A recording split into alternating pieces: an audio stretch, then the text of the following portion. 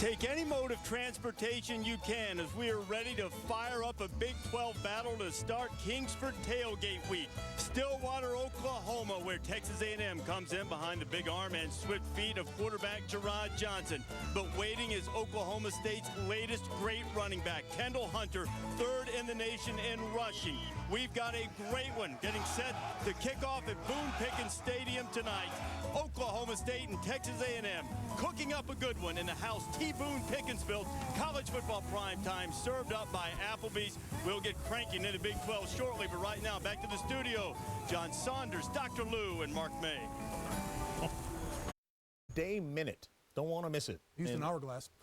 We're not timing. We're not actually going to put a clock to it. Let's look ahead to our game tonight. Oklahoma State is a team that was set up this year for failure. You figure you lose your quarterback, you lose your top wide receiver, your running back is coming back from injury, and yet they're as explosive as always. And the thing about it, it's Mike Gundy and his offense. You look at the way that they're able to score. They're second in scoring in the nation, 57 points a game, but they lead the country in total yards per game. I don't care if you're going up against air on a 7-on-7 drill. Whenever you can put up the kind of yards that Oklahoma State's put up against their opponent, that's a pretty impressive offense, and I think we'll see a lot of scoring in tonight's game. I think you have to give an awful lot of credit to Dana Holgorsen. He's the offense coordinator. He used to be at the University of Houston and Texas Tech, and the stats that you gave are very impressive.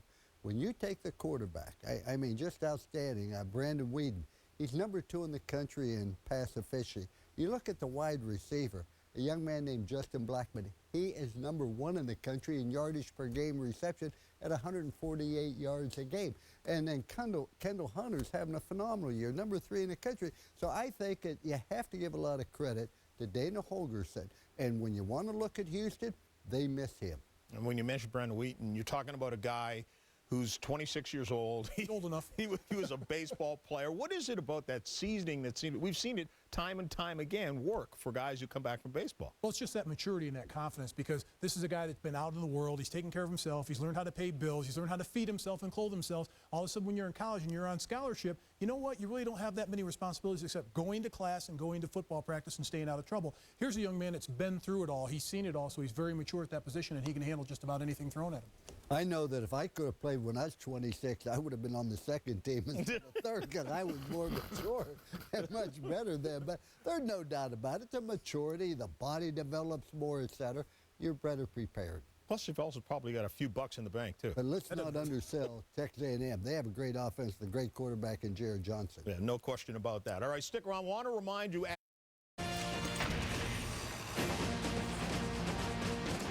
Welcome to ESPN's College Football Primetime, served by Applebee's. Tonight, Thursday night in the Big 12, Stillwater, Oklahoma, Texas A&M getting set to take on Oklahoma State. The smoke is starting to smolder. Pistol Pete has riled up the crowd, and the Cowboys are getting set to open the gate and take the field here at T. Boone Pickens Stadium.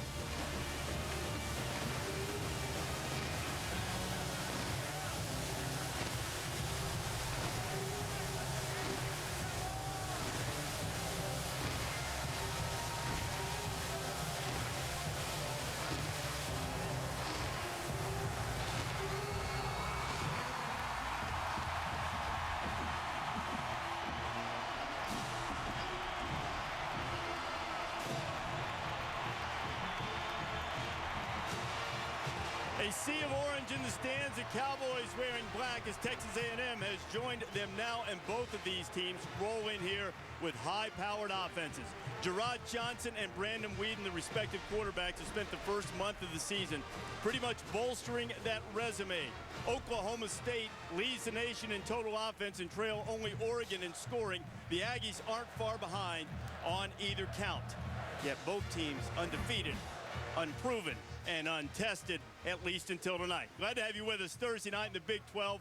What a show it's going to be. Reese Davis, Craig James, Jesse Palmer, Jen Brown's going to join us in just a little bit. Guys, let's be honest about it. First month of the season has largely been loading up on cupcakes for both teams. Now we get to the meat of the Big 12 schedule. Both teams look at this as a prove-it game. What did we learn about Oklahoma State tonight? This was supposed to be a rebuilding year for Oklahoma State. They only had 9 starters coming back, but here they are. They're 3-0. They've looked really good.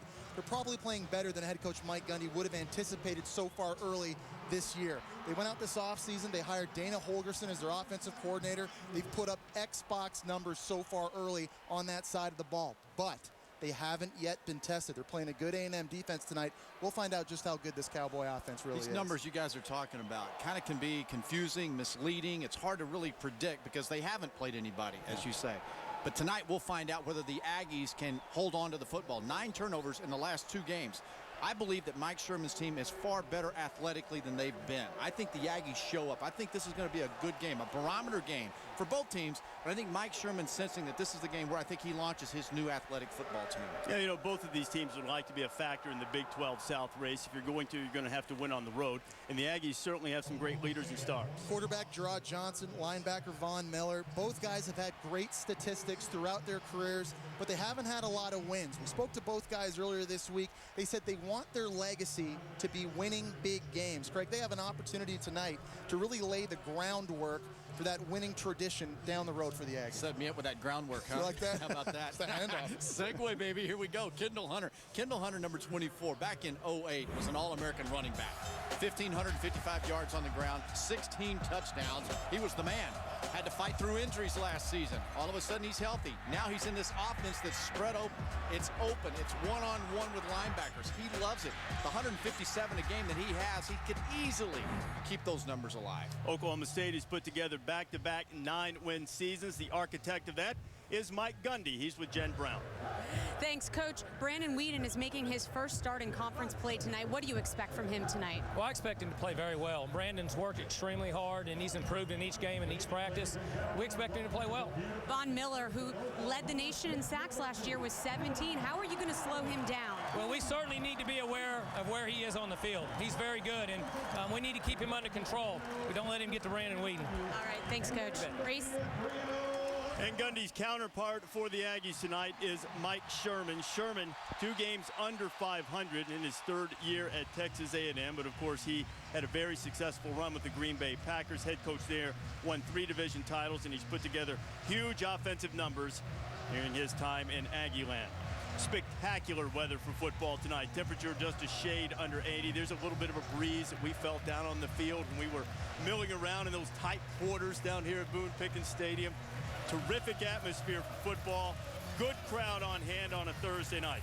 Oklahoma State won the toss. They deferred, so Texas A&M will put it into play first.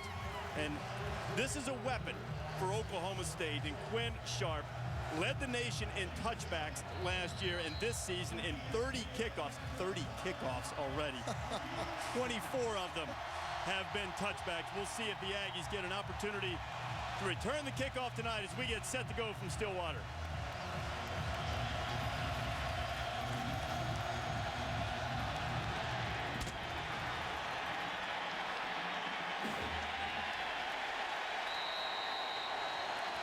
As anticipated, there will be no return, and the Aggies will put it in play on their own 20-yard line, and they're led out by Jerrod Johnson. When it's all said and done, Jerrod Johnson statistically will be the greatest quarterback to ever wear a Texas A&M uniform.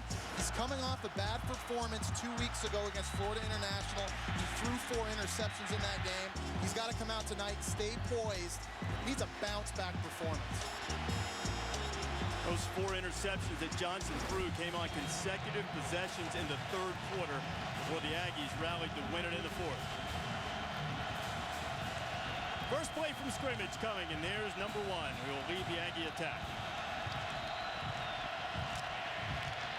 First carry of the night is Kristen Michael, picks up about 5. One of the things you'll see in this offense, it's more pro style, far different than what you'll see from Oklahoma State. They rely heavily on the running game. They like to pound it up in there, and they have 2 really good running backs.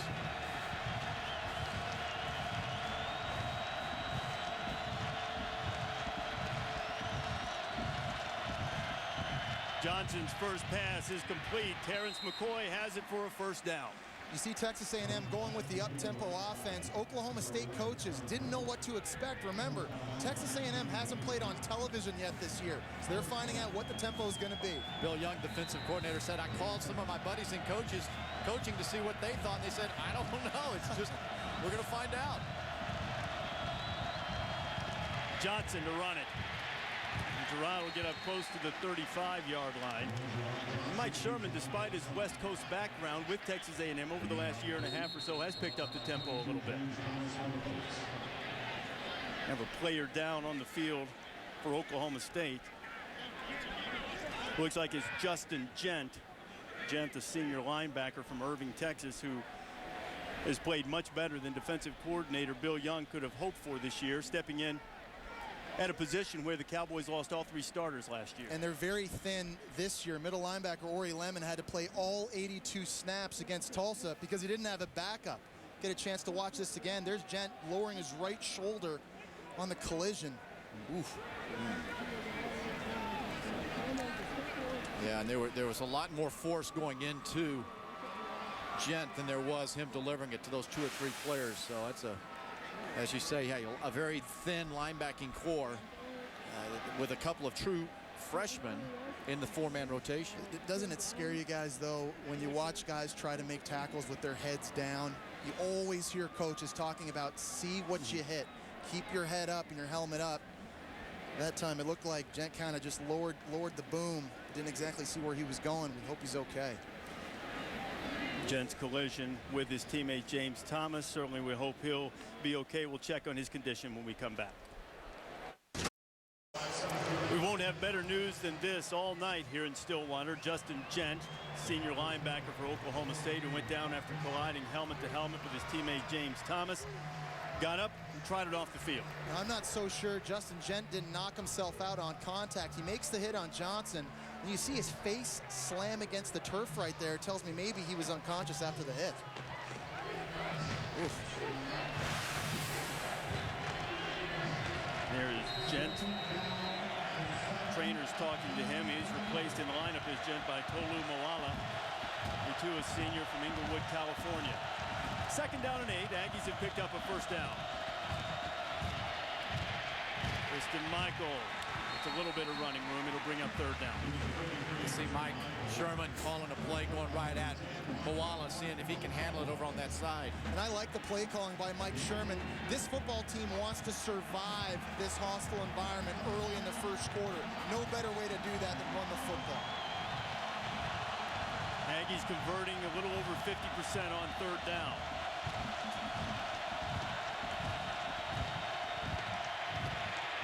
Johnson got rid of it just in time. He's 2 for 2. Jeff Fuller makes the grab, and the Aggies move the chains.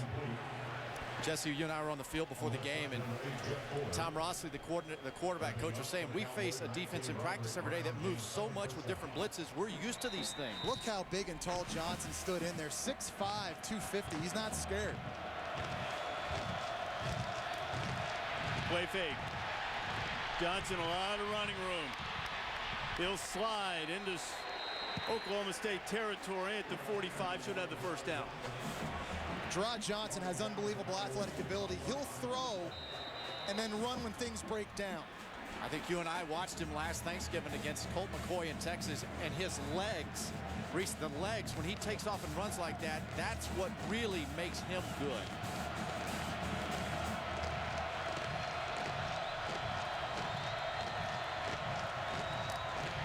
Iris Gray, part of the 1-2 punch in the backfield for the Aggies, gets absolutely nothing on his 1st carry. Since Bill Young took over on defense at Oklahoma State, they've been very good against the run. In fact, they've only given up one 100-yard runner in their last 16 games. This is Bill Young's 2nd season here at Oak State. He's a very smart, successful defensive coordinator, and he's got these guys understanding what he's looking for. What Johnson's looking for is a play on 2nd and long. It is, he throws and almost intercepted, and it is picked off by Markel Martin.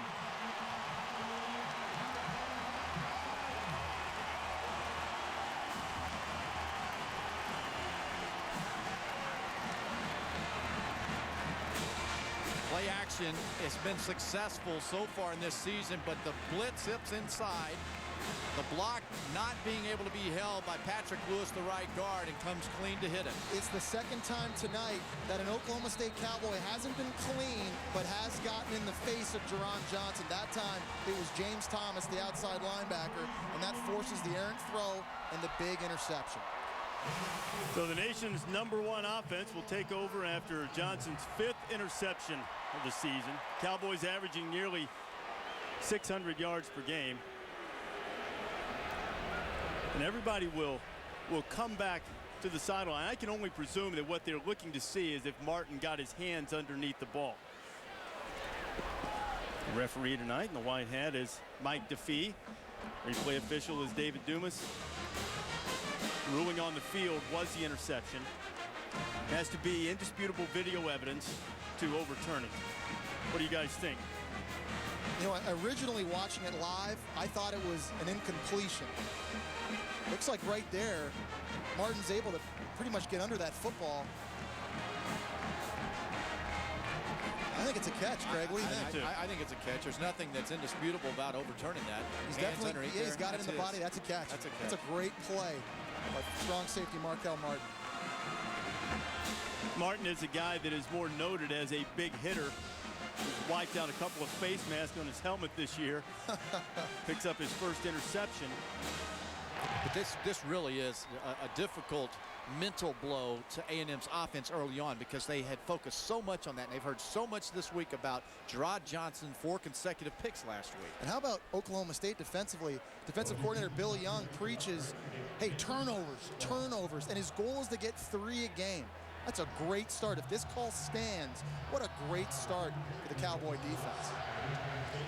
We were talking to Mike Sherman earlier in the week about Johnson's interceptions. One of the things that led to it, Johnson took 6 sacks in the first half against Florida International. He wanted to avoid sacks.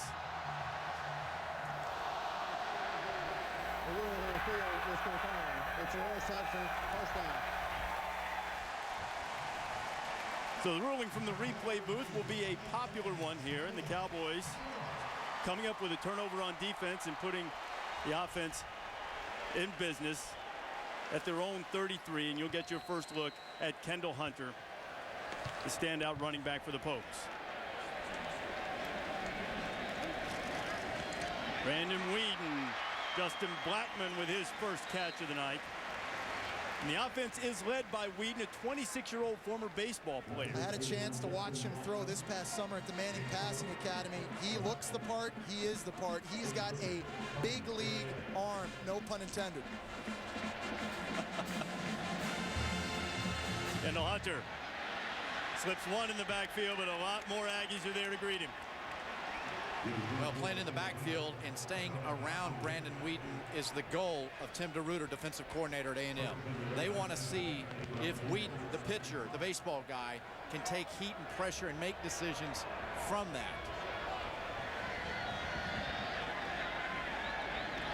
3rd and 9 facing Weeden.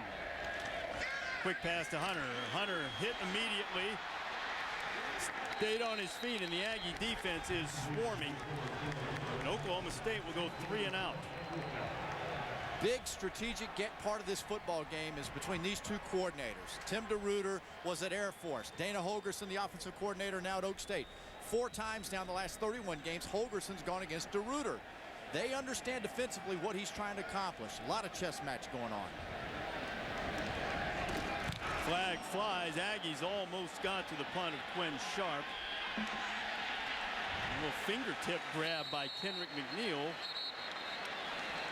Flag is sitting on the 35-yard line. Right on the line of scrimmage. Hey, Coach Mike Gundy believes this is on the defense. He's waving over the return team. He's waving over to decline him. Mike Sherman doesn't want to worry about a guy dropping a ball on a punt return. Illegal formation. 5 men in the backfield. On the kicking team. 5-yard penalty. No replay. 4th down. I wouldn't be surprised at all to see Ryan Tannehill, backup quarterback, go back and just fair catch punts. I mean, I stood behind the punt return guys on Monday at practice at A&M with Mike Sherman, and he was like, man, don't think for a second, Craig, that I wouldn't put Tannehill back there if my guys can't make a clean catch on a punt return. Well, he can do everything. He's one of the best athletes on the A&M team. Quarterback, receiver, punter, punt returner, whatever you want. Well, McNeil is in there. Dustin Harris has returned some this year. He took one back for a touchdown, did Harris earlier this year, but the Aggies have had problems fielding it, and Sharp drives McNeil back to his 10. Good, solid return for the sophomore from Spring, Texas, and the Aggies will have it for the second time tonight. Neither offense, high-powered though they are, has been able to mount a scoring threat yet. ESPN's College Football Primetime is served by Applebee's. See what's new on Applebee's 2 for $20 menu, classics you love, and new flavors you'll crave. And in part by Budweiser. Great times are waiting. Grab some Buds. We arrived here at Boone Pickens Stadium yesterday. You saw the kids camping out, the tents on the outside. But I mean, they're not exactly roughing it with the plasma screens out there and the cooking utensils. It's a different age than Boy Scouts when we were kids. Aggies get it for the second time tonight. Their first drive ended in a Jerrod Johnson interception. They'll put it in play at their own 31.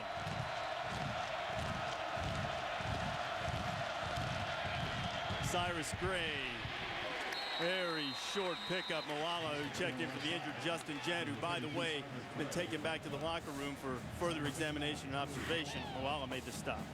2 weeks ago against FIU, Jerrod Johnson threw 4 interceptions. Head coach Mike Sherman told us he was seeing ghosts. Wasn't trusting his eyes. He was pressing, overthinking. He has to just allow the defense to predicate where to throw the ball tonight. He'll run it this time.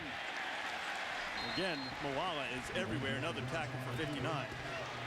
And when he talks about seeing ghosts, that's because Jerrod Johnson's so smart, wants to be a coach one of these days. Really intelligent football player. Sometimes you can outthink yourself. Every time a play's called, you wonder, I think I've seen this before. That's what they're trying to do.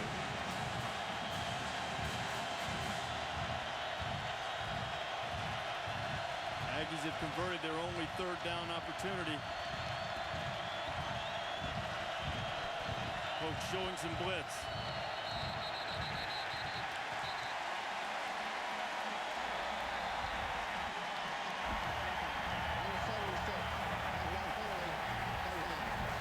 And a freshman left tackle, Luke Jokel, who came in the spring and immediately earned the starting spot at that all-important left tackle spot, couldn't hold his water at that time. It's the noise, loud, on the road, hostile environment. Oklahoma State showing pressure. Jerrod Johnson trying to audible. Communication is at a premium for A&M early.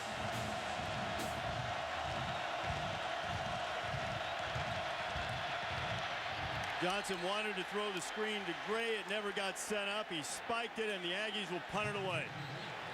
I think this is part of the process that you go through as a quarterback, knowing when to burn it. You know, don't throw a pick here. Get rid of the football, punt the ball. Punting, well, we've already seen a 59-yard punt from Quinn Sharp. This is where the Cowboys could really get some hidden yardage tonight. Ryan Epperson. A low line drive. Justin Gilbert is going to let hit. And the Aggies will tap it down just inside the 25. For the first Saturday of October, what games we have coming your way, highlighted by the Pac-10 showdown between Stanford and Oregon. Both teams ranked for the first time, both in the top 10. Winner, a legitimate national championship contender. Saturday Night Football presented by Southwest Airlines. On a tailgate week fired up by Kingsford Charcoal, ABC, ESPN2, 8 Eastern, 5 Pacific. There are a couple of the stars. Andrew Luck, LaMichael James. Both hugely important to their teams, as Kendall Hunter is for Oklahoma State. A saving tackle in the corner by Terrence Frederick. That is such an outstanding tackle on the corner in space with an All-American candidate, Frederick, going through the legs, wrapping up Hunter. Kendall Hunter's averaged 6.25 yards per carry in his career. Only Barry Sanders is better. Barry's better than pretty much everybody. Yeah. Weeden, he coming behind. Ball's loose. They threw the beanbag. It's a fumble. Looks like A&M's got it. Von Miller. Frederick applying the pressure. And Miller, who is looking for his first sack, instead comes up with a loose football. Tim DeRuyter is a mastermind at the 3-4 scheme on defense for the Aggies, and what he's best known for is disguising the pressures. If you're playing quarterback, that clock's got to be going off in your head. And you saw the left side of the line so focused on Von Miller, number 40. They took care of the All-American, no question. The guy who had 17 sacks last year, and the corner comes clean. Texas A&M did not believe that Weeden could handle the pressure in the pocket of blitzes. It's a lot different playing against Washington State, Tulsa, Troy. This is a big-time defense. The defense is much improved from a year ago when they ranked 105th in the country. On first down, nothing there for Kristen Michael. This is a huge opportunity for Texas A&M. You don't want to pick up the ball here and have to settle for 3. Punch this one in. You can take some of the wind out of the sails of this crowd. Your defense so far in 2 series has been dominating. To give you the turnover inside the red zone, you have to capitalize here if you're Texas A&M. Aggies' red zone numbers as it pertains to scoring touchdown rather average. Movement in the middle. Johnson throwing the fade, putting it up, and it is a grab by Jeff Fuller, but there were flags all over the place. Hey, Jeff Fuller. We'll let the men in stripes sort it out. Offside. Nose tackle. Opponents decline. Touchdown. So the touchdown pass will stand, and with that catch, Jeff Fuller now has his 20th career touchdown reception. He stands alone atop the Aggie record books. One of the things the coaching staff told us Jeff Fuller really improved this offseason was his leaping ability, and his ability to time his jumps. Perfectly executed, high points the football. Randy Bullock puts it through, and the Aggies are able to cash in on a defensive opportunity. Jerrod Johnson throwing his 8th touchdown pass of the year, but it was all made possible by the blitz from the corner. Terrence Frederick put it on the ground. Von Miller collected it, and from there, Johnson and Fuller did the rest, and the Aggies strike first.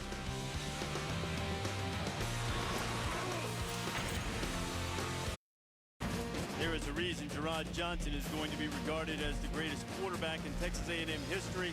Not only the prolific numbers, but the leadership with his offensive line, bouncing back from the interception and taking advantage of the turnover force by the Aggie defense, which would like to get back to those wrecking crew days when they were routinely disruptive of offenses and shut them down. And certainly, at least in the early going in the first quarter, they've done so against Oklahoma State. 7-0, Polk's about to get it back.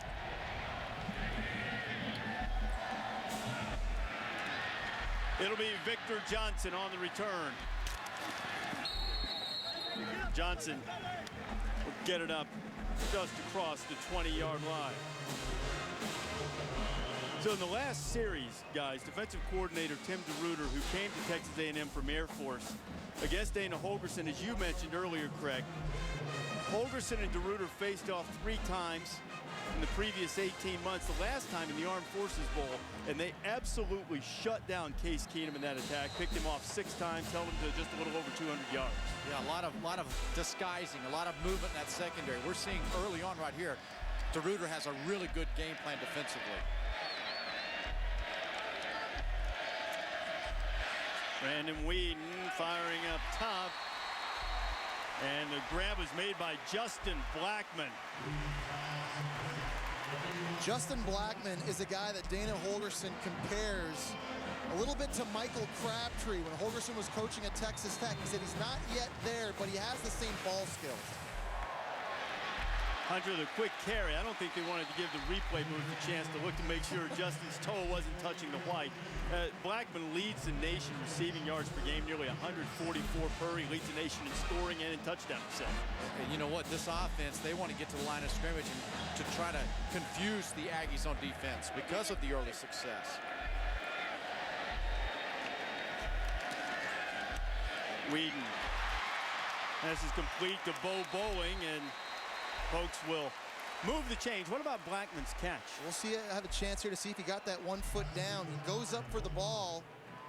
Ooh, that left toe looks like it may be out, but give Dana Holgorsen credit. They got that super tempo. There's 3 different tempos on offense: fast, faster, and fastest. And he went to gear 3.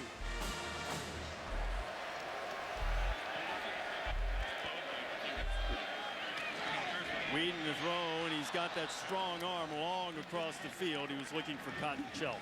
And Holgorsen says that he really just feels it in a game. He doesn't really know when he's going to go fast, faster, or fastest. But obviously that one there, he said, look, let's get this thing over with. Let's snap it. Well, and against this pressure defense, he says he has a lot of plays tonight that they're just run-it plays. There's no audibles. It's good against anything Texas A&M does because they can't be kind of messing around trying to protect everything every play. Bowling has it again and put it on the ground. Had it for a second. Tried to take off with it before he secured the football, and now the Cowboys looking at a 3rd and 10. It kind of looked like one of those plays where Holgorsen says that he teaches Weeden 1, 2, 3, check it down to Hunter. You know, just making his progressions and get rid of the football. There is Dana Holgorsen, who worked at Texas Tech with Mike Leach in the last couple of years at Houston as the offensive coordinator. He's tweaked this system a little bit for a little bit more running. Weeden will throw it on 3rd and 10. That is a dangerous ball into the middle of the field, and Brandon's lucky he got that one back. Defensive coordinator Tim DeRuyter's pressure systems stem all the way from Pittsburgh Steelers defensive coordinator Dick LeBeau.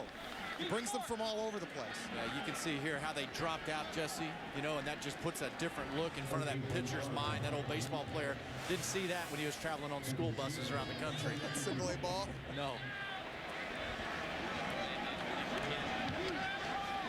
When sharp, punt, Neal signaled for the fair catch, and he makes it at the 15. That's where the Aggies will get it back. Now for tonight's weekend menu, brought to you by Applebee's. 2 games matching top 10 teams, 2 more matching top 25 teams. A plethora of shakeout type games this weekend. How about the Florida offense really waking up, getting sparked against Kentucky? Trey Burton is a new little wrinkle in that offense now in those Wildcat packages going against a big-time Alabama defense. All right, Gator man, so you like Burton. I think I'd go with Mr. Mark Ingram. It's a good pick. What about his backup, Trey Richardson? Either or. Been looking for nicknames for those two. A pretty good 1-2 punch for the Aggies at running back. Jerrod Johnson hits it out to Hudson Quilo, and big tight end swinging out there. It's a good gain on 1st down.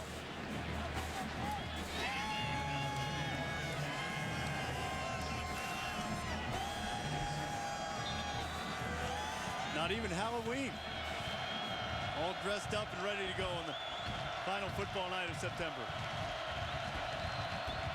Pressure coming. Johnson takes a hit. Looking for Ryan Swope. Pressure was coming from Markel Martin. Bill Young's not known to sit back and get hit in the mouth very often. If he thinks an offense is moving, he'll change it up and he'll come after you.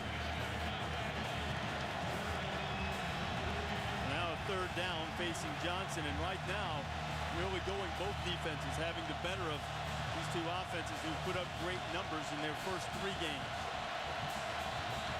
Those are what ratcheting the competition will do. Johnson on the scramble, and he has to throw it away again. Jamie Blatnick applying the heat. It's the 2nd time on 3rd down. Johnson just had to get rid of the ball. It is a very young offensive line for Texas A&M. They have not yet gelled. This is only a 3-step drop, and you look at the penetration Oklahoma State with Jamie Blatnick is able to get. Jerrod Johnson has no chance. Bill Young fired up with his stop troops as they force the Aggies to punt it again. It'll be Ryan Epperson.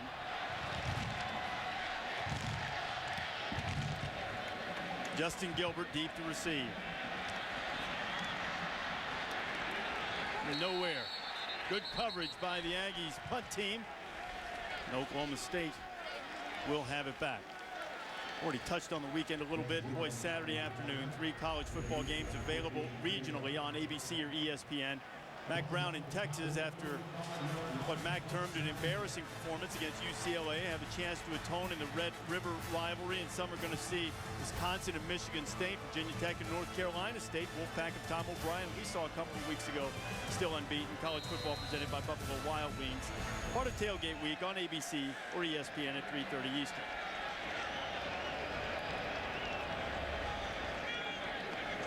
Brandon Weeden fires it well behind his intended target, Hubert Ania. Keep in mind, in Dana Holgerson's offense, they don't like to keep a lot of guys in to protect. It's on Brandon Weeden to get the football out against the pressure to the right places. Especially tonight when you've got number 40, an All-American over there, in Von Miller. You don't want to spend too much time in the pocket with a football in your hand. Miller, who led the nation in sacks last year, looking for his first this year, but he's already applied heat on Weeden. Pass is complete. Randall out of the backfield. Joseph Randall, the freshman, who will spell Hunter. They're very high on this young man. And they should be. He's a very talented individual. I like him like Marcus Lattimore at South Carolina. As a true freshman, how they put their foot in the ground and they go.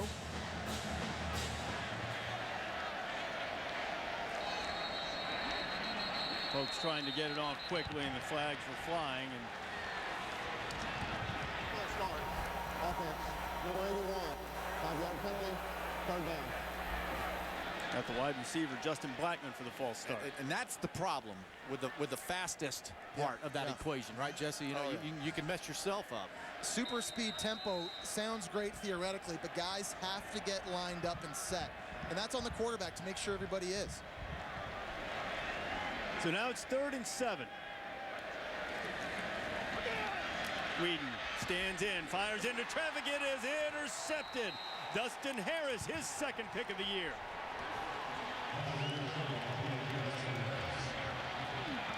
Again, we'll, I think, credit Tim DeRuyter, defensive coordinator, a little bit here with game plan and coaching. Jesse, this is a quarterback's nightmare when that corner falls back in. You have to be careful with this throw. He's trying to throw it over top of somebody into a small window to his wide receiver, Josh Cooper. Josh Cooper got up and started yelling back at Brandon Weeden. He didn't like having the football even thrown to him in the first place, sensing some frustration early here for Oklahoma State. He saw that corner coming back. He wasn't staying at home. He dropped back into coverage.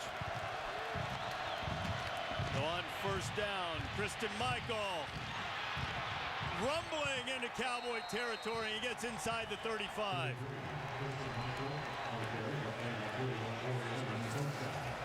This is a really nice job here. Watch the guard pull and come out to the outside. Beautiful job there following up inside. And when you give Kristen Michael that kind of room, big game. Give it right back to it. Michael trying to get the corner. He does. A flag flies just about the spot where Michael is able to turn the corner. And this one might be coming back. Looking immediately on the perimeter of the field, blocking. Maybe a hold downfield. Offense. Number 7. 10-yard penalty for the spelling foul. Replay. 1st down. Uzoma Wachiku, wide receiver, trying to help out his running back, is the one who is nabbed for holding, and so a big gain is nullified. But how about Mike Sherman? No matter where he's been calling plays, whether it's the Green Bay Packers, whether it's here at Texas A&M, he's always been a run-first guy.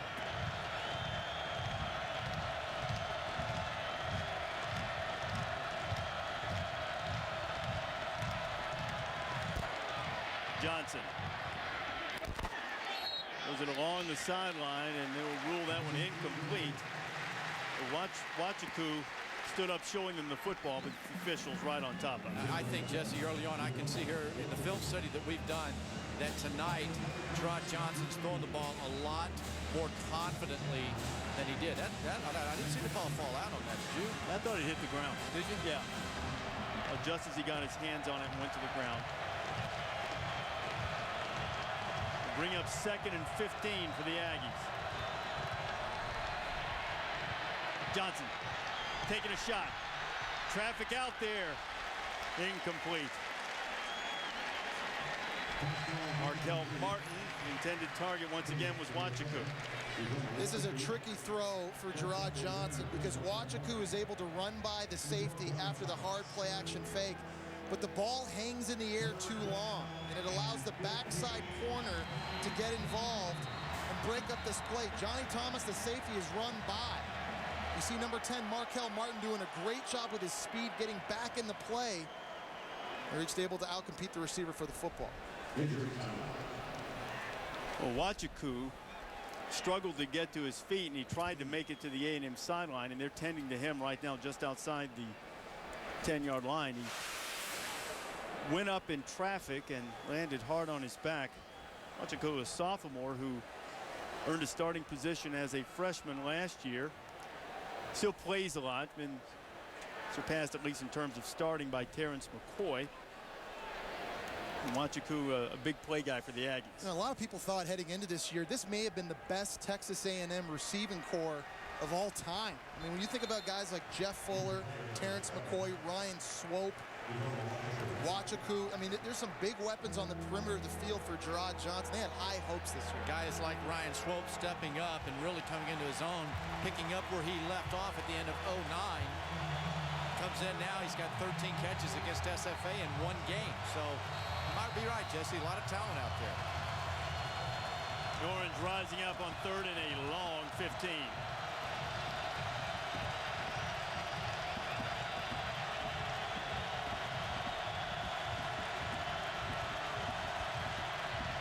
Bailed out of the pressure. Complete. Got his tight end, the freshman Nehemiah Hicks. He'll be short of the first down as Ori Lemon is there to stop him. Very smart play, though, by Jerrod Johnson. He's got a talented, true freshman tight end that has a ton of upside. We're talking in playing field position and understanding your defense is playing well. Not trying to force a big completion downfield and risk an interception. Check the football down. Give your head coach the option of trying to kick a field goal, but he will not. They're going to go for it. 4th down and 5. This on the edge of Randy Bullock's range. Sherman will try to pick up the 5. Heat on Johnson. Fires it complete. Just across the 25-yard line. I think with a spot, they're going to give him the first down. It's Terrence McCoy. That's an unbelievable play by Jerrod Johnson. His eyes came down really quickly. At the back of his drop, he looked like he was off getting ready to run, able to buy himself time and then make a play creating. I get the feeling Jerrod is feeling even just a 3-man rush. He respects the tenacity of that Oklahoma State defensive line and knows he's got to make a quick decision.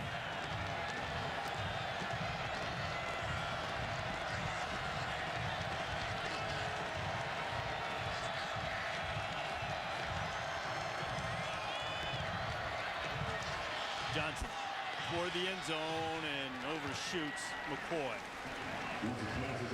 It'll be an interesting chess match here between head coach Mike Sherman and defensive coordinator Bill Young. Oklahoma State safeties are really close to the line of scrimmage. They want to get involved in that running game and stop that. There's going to be some big shots available for Jerrod Johnson, but they have to hit them. And Oklahoma State graduated both of their corners who are outstanding, including Parrish Cox. They feel the corners this year are really good.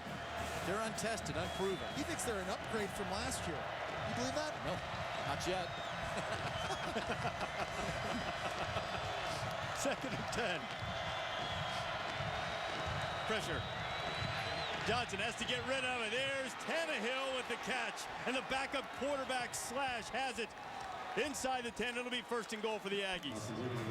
Jesse, how nice is it to know that when you've got a guy out here on the right-hand side that you can depend on a backup quarterback to know the blitz is coming and be dependable. It's a confident throw by Jerrod Johnson, bailing back on his back foot. He's so dialed into this game plan. He knows there's not going to be a defender on that blitz that can get involved.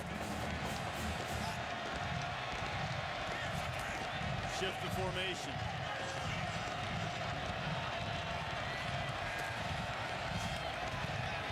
Johnson to the end zone. He just threw that one out of the back. Blatnick was again applying the pressure. Texas A&M comes into the game running the football. We've seen a lot of play action passing since, trying to soften up this defense from Oklahoma State. Throw to get ahead, run to win. Throw to score. Run to win. Boy, he threw the ball to the camera operator behind the end line there. He knew where to get rid of the football. 2nd and goal. Michael stopped short.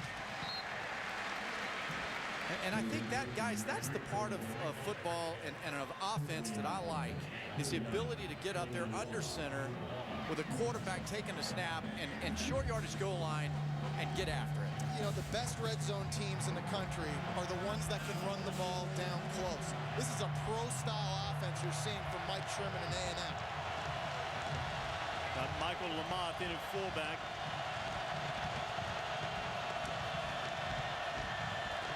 Shovel pass. Touchdown, Cyrus Gray.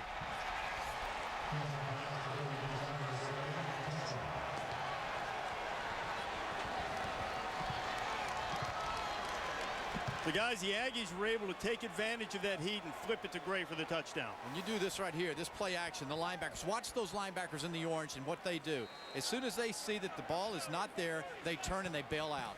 They're going to coverage. That's going to slow down the pass rush in the future as well. They're really pinning their ears back. Extra point is good. Johnson has 2 short touchdown passes, and on the night he has become the Aggies' all-time leading passer. But most importantly, A&M on the road up by 2 touchdowns.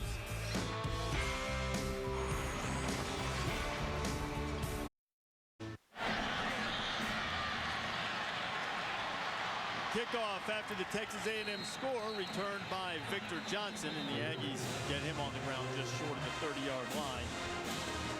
First quarter, long way to go. But Brandon Weeden in this Oklahoma State offense, they need to kick it up a notch, get in gear as you see Johnson return the kick. A little bit slow to get up.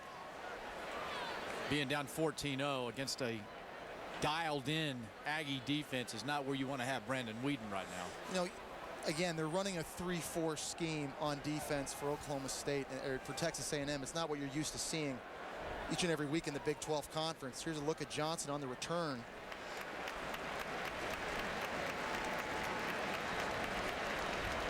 It's hard to tell. The ball came out at the end, but seemed to be favoring his knee. I'm not even sure if the pain and discomfort came on contact. We'll check on Victor Johnson. Yeah, and also keep in mind there are a lot of Texas kids at Oklahoma State. What are they, 22? Almost half of their top. I went through the roster today. They have 60 kids from Texas on their roster. Wow. 24 listed in the 2 deep from the state of Texas. So this is,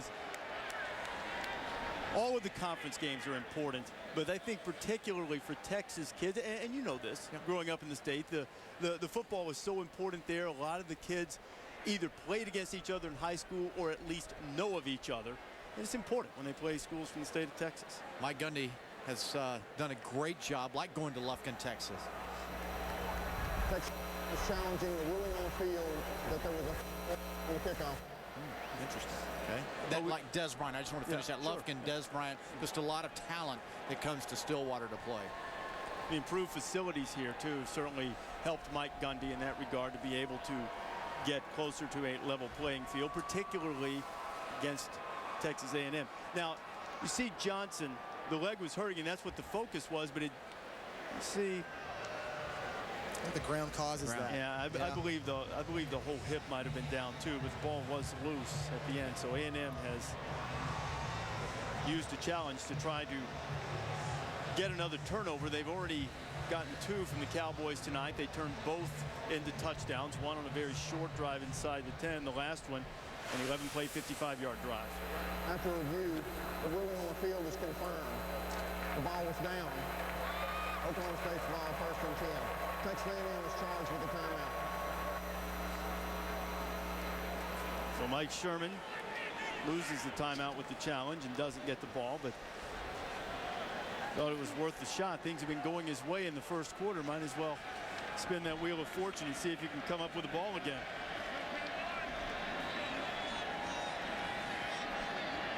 Now it's on Brandon Weeden in this Cowboy offense to get something started. Let's watch these guys there. Let's see how they rotate. 3 and 4, they mix and match.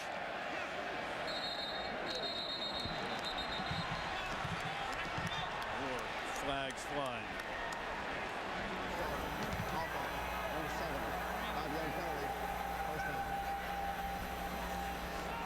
That's already Oklahoma State's 3rd penalty on the night. They came into the game almost averaging 8 a game, 93rd in the country. They're playing at home. There's not a noise issue.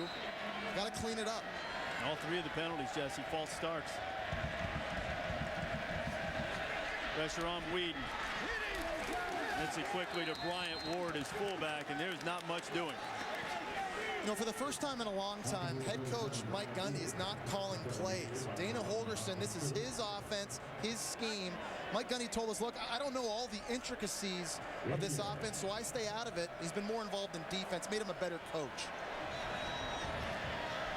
You know, in past years, we've seen Gundy on the sideline drawing up plays with the offense while the defense was playing. A reverse, A&M had it sniffed out. Blackman can't get him on the ground, and now they do. A huge loss and a tremendous play by Jonathan Stewart. Mathis also back there for the Aggs. This is why I know and believe Tim DeRuyter knows exactly what's coming at him. Did you see the backside Stewart? As soon as he saw play action with that ball, where did he go? For the reverse, didn't he? It's a lot of speed on defense. If you're going to have slow developing plays for Oklahoma State, you better hit it because these Aggies can run. 3rd and to Tulsa. Kendall Hunter knocked out of bounds, got a good hold, a big hit. Inside Trent Hunter is over there along with Coriel Judy. It'll be 4th down. But do you get the feel, though, of DeRuyter and understanding of the Aggies, how they're dialed in on plays? Yeah, you know, it just, again, very hard to game plan for because they move guys around, they get up the field, they show you pressure one way, they bring it from another side. Hard to game plan for. Sharp gets the punt out of there, and it's another boomer. McNeil has it. Kendrick will get across the 20-yard line as we go back to the studio and check in with John Saunders. Well, Reese, it's time for SportsCenter right now, brought to you by Keystone Light. Buster Posey homered for the San Francisco Giants to beat Arizona 4-1 on Thursday. Now they're just 1 win away from a division title. Giants completing a 3-game sweep, and they won for the 8th time in the last 10 games. Meanwhile, the Padres, who are holding up hope right now in a scoreless tie with the Chicago Cubs. Reese, back to you. All right, John, Padres and Braves locked in that wild card battle in the National League. Aggies get it after the 60-yard punt from Sharp. Quick completion, still on his feet is Swope. And Swope looked as if he were going to lose 5 or 6. Instead, he picked up about 5. Swope's a high school running back. He just showed you he didn't forget how to carry the football. He ran about 40 yards to get 4. Impressive effort, no question about it. Make that a positive play. That one appeared to be doomed, and we're winding down to the final seconds in the first quarter, and a quarter that has been a very good one for Mike Sherman's Texas A&M Aggies. A&M taking advantage of a pair of Oklahoma State turnovers and cashing them in.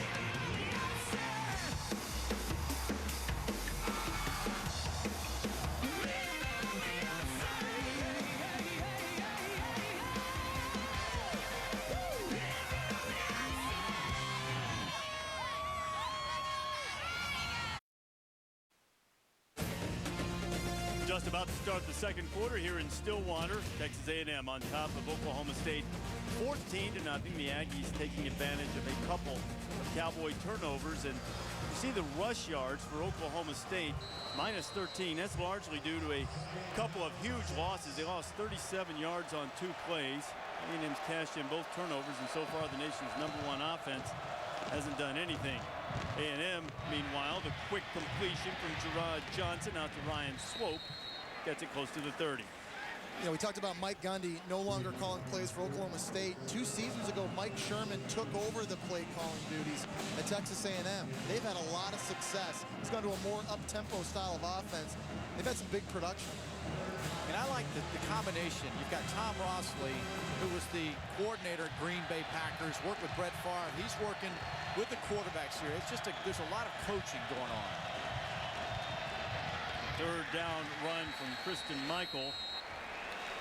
He appears to have been stopped short of that yellow line. Bring up a 4th down for A&M. If one thing is true when you look at Oklahoma State on defense, they are big in the front seven. Their linebackers, I mean, they almost look like D linemen. They can play, they play downhill. Tough sledding on short yardage. Significant stop for the Cowboys. Sherman has sent out the punt team. Or at least it looked as if he was going to. Now the offense is still on the field. They're lining up quickly. Let's see if they actually are going to snap it here. They do. Right, Johnson used that big 6'5" frame to push forward, and depend on the spot. Ori Lemon got in there. Whew. Wow. Inside your own 35, up 2 touchdowns on the road. Cat and mouse. How about the confidence Mike Sherman's showing in his offense? Up front, young offensive line, too. How about the maturity and the patience of Jerrod Johnson? Watch him come back and find the little slot to the right.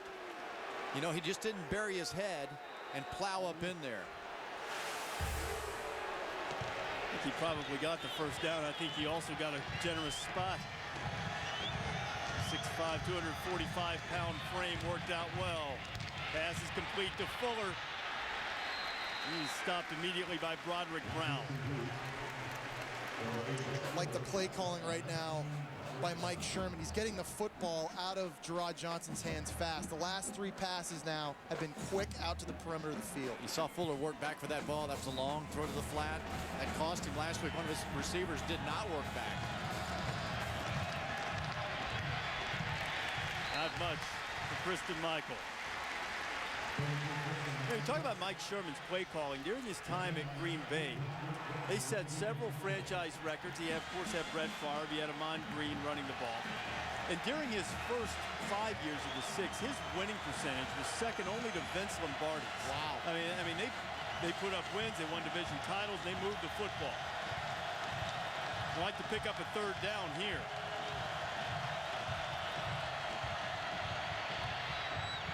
Johnson complete to McCoy. He'll have enough for another Aggie first down. You know, I'm sitting here thinking A&M's going to be conservative on this and not make a bad call. How about a throw, Jesse, from this distance? Wide field comeback against bump and run coverage. But Jerrod Johnson tonight's been very accurate, guys, throwing those balls to the outside of the field. Michael had 3 consecutive 100-yard running games. He's yet to really get loose tonight. He gets up to midfield. And you know, when you get the tempo here, now here's an Oklahoma State defense that's got to make a play. They've been on the field. They had a 4th down converted on them. There's no question they're having to carry Oklahoma State right now. Bill Young's going to have to dial up some stuff and create a turnover. Completion, another first down. Another good, strong run by the former high school running back, Ryan Swope. Nice job by Jerrod Johnson looking outside, sees Ryan Swope in the slot, and there's a huge cushion from his defender. So pitch and catch. Throw it out there, let him go get the first. The Aggies showing some tempo. Michael plowing ahead. He's down to the 30, pick up of about 5. You know, now you start looking at tempo of Texas A&M's offense and feeling that foot on the throat. They're running behind Kristen Michael. He's only one of 7 backs coming into this game in the country that has 100 yards in every game he's played so far on the ground. Has he played other games not on the ground? Or in the air. I want to see that. Michael floating a little bit on the air to the outside, but he stopped after a short gain. You know, Kristen's first name is a bit unique. He said that his mom had hoped that the firstborn child would be a girl, so she'd picked out the name Kristen, and then when it turned out to be a boy, unique name. Well, if it makes him feel better, the running back on the other team's first name's Kendall. That could have been an Aflac question. Next week, maybe. 3rd down. Batted into the air and intercepted. Hugo Chinasa.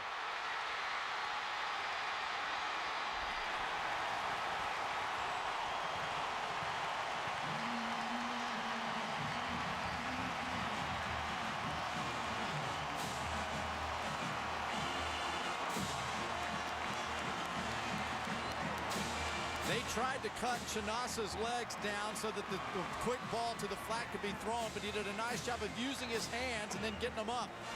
Well, it's just smart. He realizes he's not going to get to the quarterback. So he does a nice job using his hands to stay off the cut block so he stays on his feet. Use that athletic frame, 6'5", to get up and make the play.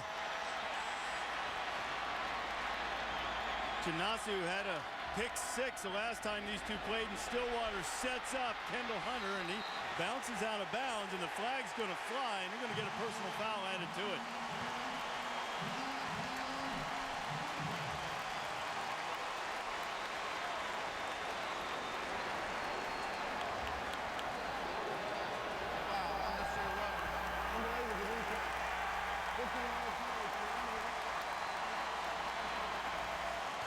A little trouble with the mic, but it is a personal foul against Garrett Williams, the linebacker from A&M. Boy, how the game turns on a dime when your defense steps up. Bill Young's group had to make the play, and the offense ready to go when they got the opportunity. Weeden has to throw it away. So this time, Brandon had plenty of time to find a receiver, but good coverage by the Aggies. Well, Justin Blackman wasn't wide open off the get-go, but he did a nice job working back to his quarterback, and he was slapping his hands, asking for the football. Weeden doesn't see him. He could have had a game. They'll give it to Hunter. Kendall stays on his feet and gets inside the 15. He'll be about 3 yards short of the first.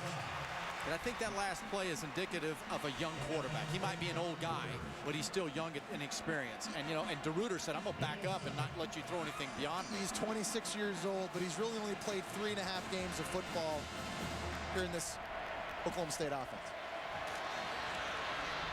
Hunter hit for no gain. Von Miller making the stop for the Aggies. So now Mike Gundy's offense looking at a 4th down. This is an area of the field they've been very successful. 16 for 16 in the red zone this year. This is all about momentum, right? He knows the defense gave him something. We got to do something with it. They've gone for it on 4th down. It's our turn. Cowboys need to get it to the 10 for the 1st down. Play fake, pressure, Weeden hit as he throws, intercepted. Michael Hodges.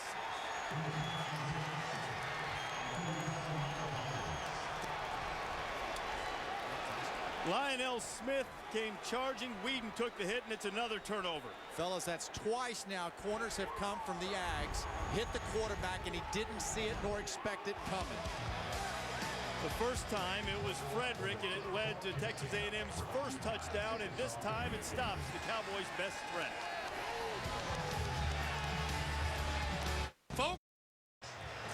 Back in Stillwater, Texas A&M on top of Oklahoma State 14-0. A gamble by Mike Gundy and Dana Holgerson didn't pay off. Here's Justin Blackman at the bottom of the screen. He's yelling at his quarterback, trying to point to the corner, saying, hey, pressure's coming, look out here, get ready to throw it quick. But Brandon Weeden doesn't see it. And he's the only option in the route. There's one receiver, one option downfield. That's it. And so Weeden had to wait on that particular receiver to go to the middle of the field, and there's no way against a corner blitz that can work. You see on the left of your screen, back in amongst the crowd, the man who put the pressure on, Lionel Smith. The man who picked it off is Michael Hodges. First carry going to Gray. Hodges just today was named a semifinalist for the Campbell Trophy, which is basically the academic Heisman. He is a standout student. He is pursuing an MBA. He started his college career at the prep school for the Air Force Academy. Tim DeRuyter, the defensive coordinator who came here from Air Force, did not coach him, but knew of him. Pleased with the last play. Big stop in the backfield on Gray by Moala. We're seeing two active defenses with a lot of speed up front, causing problems for each offense. Yes, the score is 14-0. But guys, we've already had 5 turnovers in this game. A little late now, but I wonder if maybe Gundy had been well served just to get some points on the board with that last 4th and 3. Resulted in the 5th turnover of the night for both teams combined.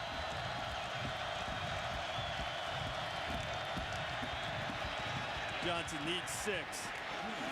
Gets the yardage, and again, it's been Terrence McCoy, when they've needed to move the change, has been out there.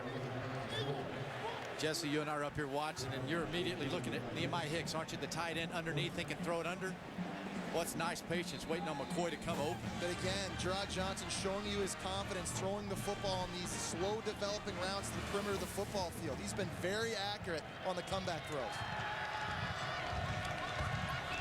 Draw. Nothing doing. Cowboys ready for that one. Shane Jarka, who's coming off a knee injury, had a little minor surgery after the Washington State game, just working his way back into the lineup. He's in the backfield for the Pokes. Well, Mike Sherman, again, trying to slow this pass rush down with draws, misdirections, anything he can do to get the pressure out of Jerrod Johnson's face.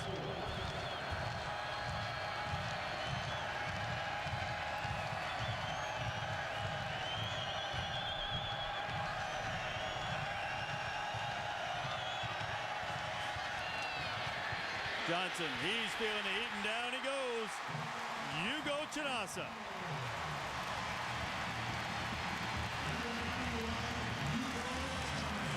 You know, Chinasa, he's just one of those guys that's relentless, a high motor, very fast. And Jerrod Johnson seemed to have the right protection on up front. They just got beat. You know what? They had Chinasa working against a small running back in Cyrus Gray that weighs under 200 pounds. Nice scheme by Bill Young to get that dialed up. Young said that Chinasa has never made a mental mistake. That might be hyperbole, but he's very high on instinctive play of his defensive end.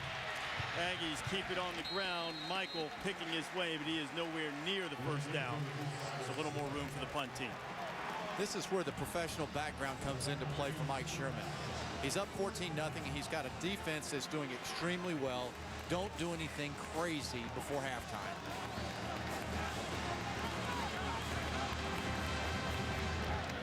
Ryan Epperson will punt it away for the Aggies.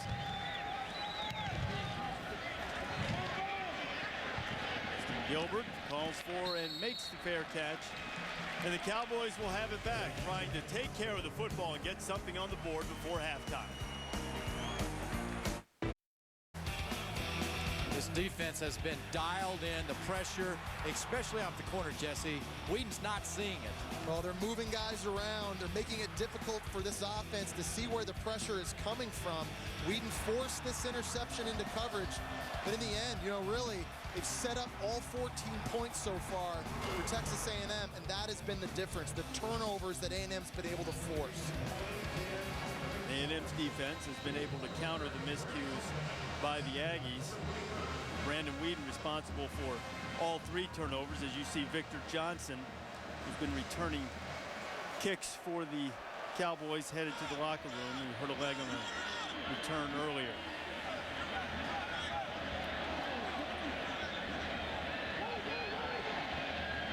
So 1st and 10 for Weeden. In the flat to his fullback, Bryant Ward, and that's not much. Well, this offense here at this point has a total of 39 yards. They're used to averaging 150 a quarter. You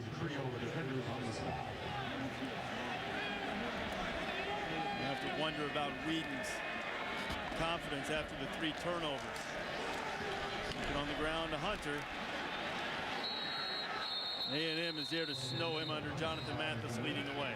You know, you have an All-American caliber player like Kendall Hunter in your backfield. You want to get him touches. Now, Dana Holgorsen threw it 66% of the time last year at Houston. That type of back, you know, they've almost been 50-50 this year. Holgorsen's offense is yet to convert a 3rd down, and they'll need 10 yards to do it this time.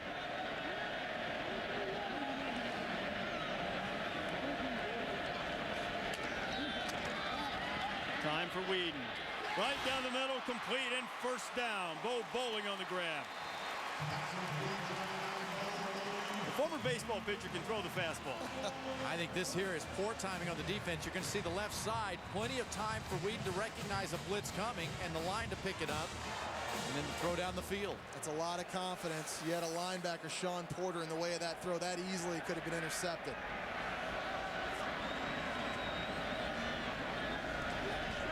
first down.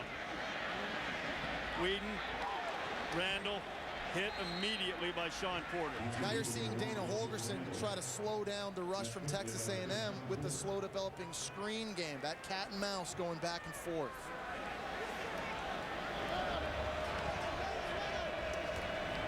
Blackman. Justin gets down to about the 41. He'll be a little over a yard short in first down.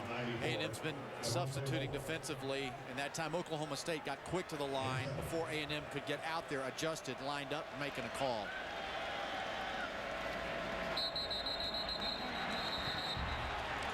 And again, flags.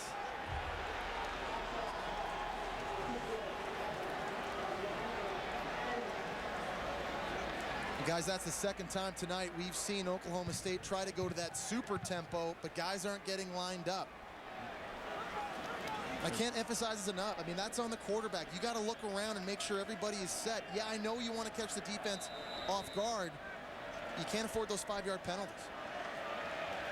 Fourth false start against the Cowboys tonight as Weeden looking at a 3rd and 7. Here comes the heat.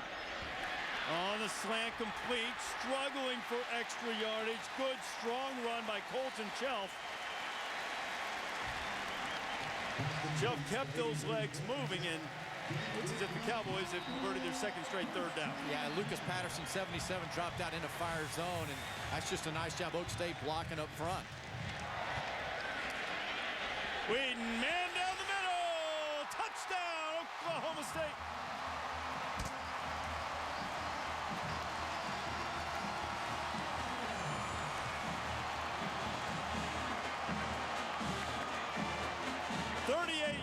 To Joseph Randall out of the backfield.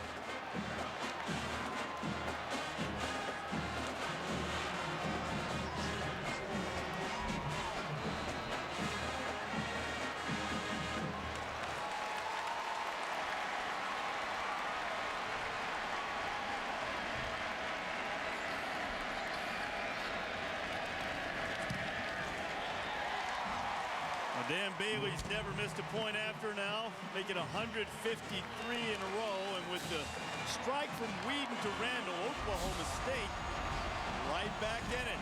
Late in the first half, he found the running back all by his lonesome. Longest catch of his young career, and he gets the Cowboys back in it.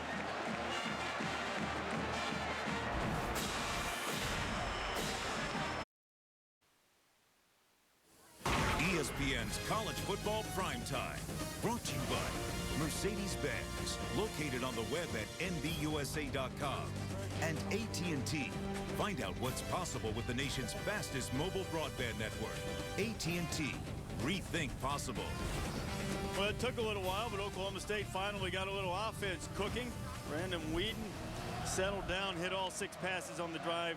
The scoring pass to Randall. It's a split safety look. There's going to be a big hole in the middle of the field. The tempo catches Kyle Magin off guard. He's not able to get back into his zone. Oklahoma State able to sneak Joseph Randall out of the backfield. He runs right behind the linebacker. Pitch and catch. Big touchdown, Cowboys.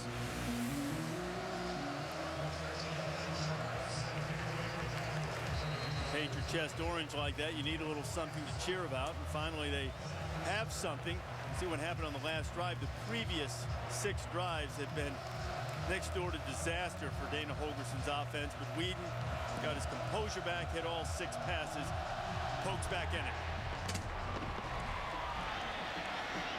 An opportunity for an A&M return. Cyrus Gray still on his feet. Gray up close to midfield. He'll be dragged down at the 47. A tremendous return by Cyrus Gray. Boy, talking to the Oklahoma State coaching staff, special teams, they've put 8 freshmen on kick coverage. They're expecting deep kicks so that these young men don't make mistakes. They got to get down there and make a play.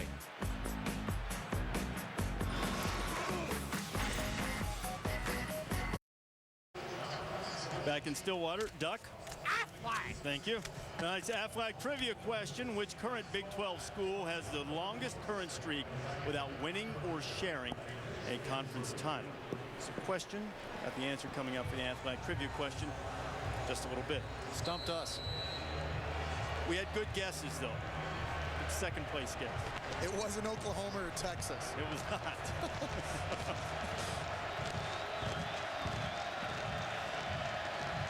With a great kick return by Cyrus Gray, A&M has it back. Mr. Michael cuts it back and gets it to midfield. Really a balanced game so far for the A&M offense. 24 runs, 22 passes. They got a lot of time here with 2 timeouts to get down and field to score some points. You can see the wisdom of Mike Sherman not wanting to get in any kind of passing deal, not allowing that Oklahoma State defensive line to really pin their ears back.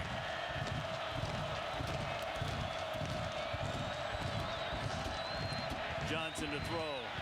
Fires a dart. Fuller's fighting for it. He's got the strong hands. And initially, the official right on top of it looked as if he were going to rule it incomplete. He's going to give Fuller the catch. Yeah, you know what? The drive off the ball and fighting for it in the air, helping your quarterback out. Now that's just fantastic work. Third and short. Michael, first down. And tackled by Johnny Thomas. Oklahoma State defensively does not see this power running game every day in practice. Defensive coordinator Bill Young said, hey, we got 5 true freshmen on the offensive line on the scout team. They're really big and physical, but it's tough to get a very accurate look against a pro-style offense like A&M. Side 2 minutes to go in the half. Johnson has some room.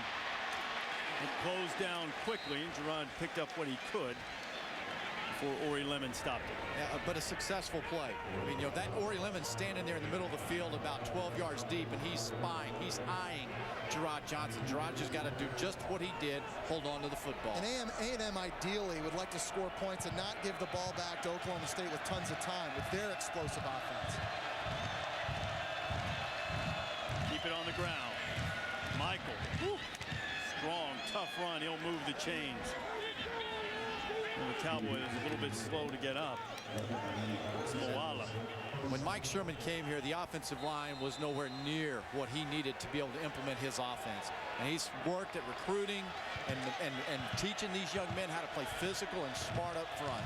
A&M has a couple of timeouts left. We're inside a minute to go in the half.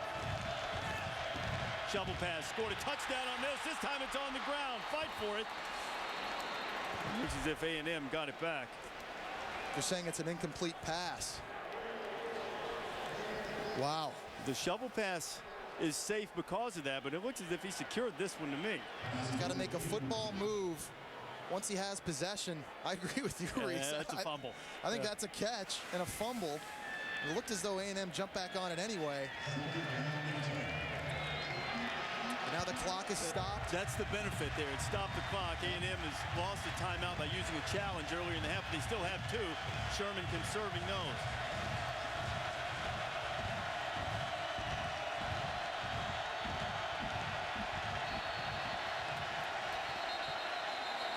And Johnson might have to go 5 backward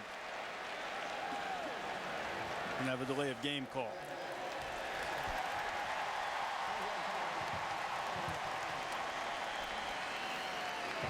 Take a look at this shovel pass again. Cyrus Gray, the touchdown earlier. Yeah, that's a fumble. Like I mean, he turned with possession of the ball, turned up the field.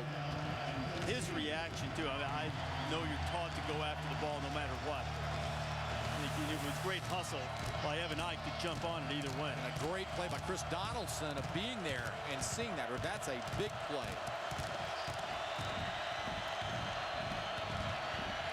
Johnson has a man. It's his tight end, Hicks. Big Nehemiah Hicks inside the 10-yard line. You know, we saw this play earlier. Remember, Jesse, we talked about, well, he threw it deep to McCoy. This time they fell back on McCoy, and underneath they had the tight end. And it's Mike Sherman staying a step ahead. We've seen some success with that power running game, pulling the guard. That's the next wrinkle. And they love Nehemiah Hicks. They say he's very smooth for a true freshman. I think he has a big future here at tight end. Michael. twist his way down close to the 5-yard line. Here the Aggies, one would think, and they do, use one of their timeouts. Well, 20 seconds to go before halftime. Let's go back to the studio now and check in with John Saunders. Well, Reese, just a reminder, coming up on the IBM Halftime Report, we're going to take a look at a spectacular Saturday of college football. Jim Harbaugh and the job he has done at Stanford. Plus, Dr. Lou answers the questions of superstar LeBron James. You won't want to miss it. Coming up on the IBM Halftime Report. Reese. All right, John, okay, now we're going someplace for some sage counsel for LeBron. Checking in with Dr. Lou. Okay, so what Dr. Lou had NASCAR drivers last week. As you see, Evan Ike, the offensive guard for the Aggies, who Ike's played a heck of a game too. He's pulled and he's done a really nice job in this ball game of paving the way. And that's one of them stingers. That's like when you make contact and you just get the stinger and you go limp up top in those shoulder area. See his left hand, he's moving there. It's already a very young offensive line. They have a true freshman playing left tackle, a true sophomore playing right guard, and another sophomore playing right tackle. Evan Ike, one of those upperclassmen, one of the bell cows, really, of this offensive line. And certainly hope that Ike's okay as he starts to sit up. We'll answer tonight's Aflac trivia question. Aflac! Which current Big 12 school has the longest current streak without winning or sharing a conference title? So Big 12 is going to change in configuration next year. A team that will remain and still looking for that title, Iowa State. Cyclones last a conference champion when they won the MVC 1912, almost 100 years between drinks. Long time. We have, speaking of drinks, we all picked. Hey, easy there. Easy. Oh, okay. Oh. Down, all right. Down on the Brazos. We thought Baylor. We did. Forgetting part of the SWC that the Bears captured in 1994. And a long time waiting for some other schools, too.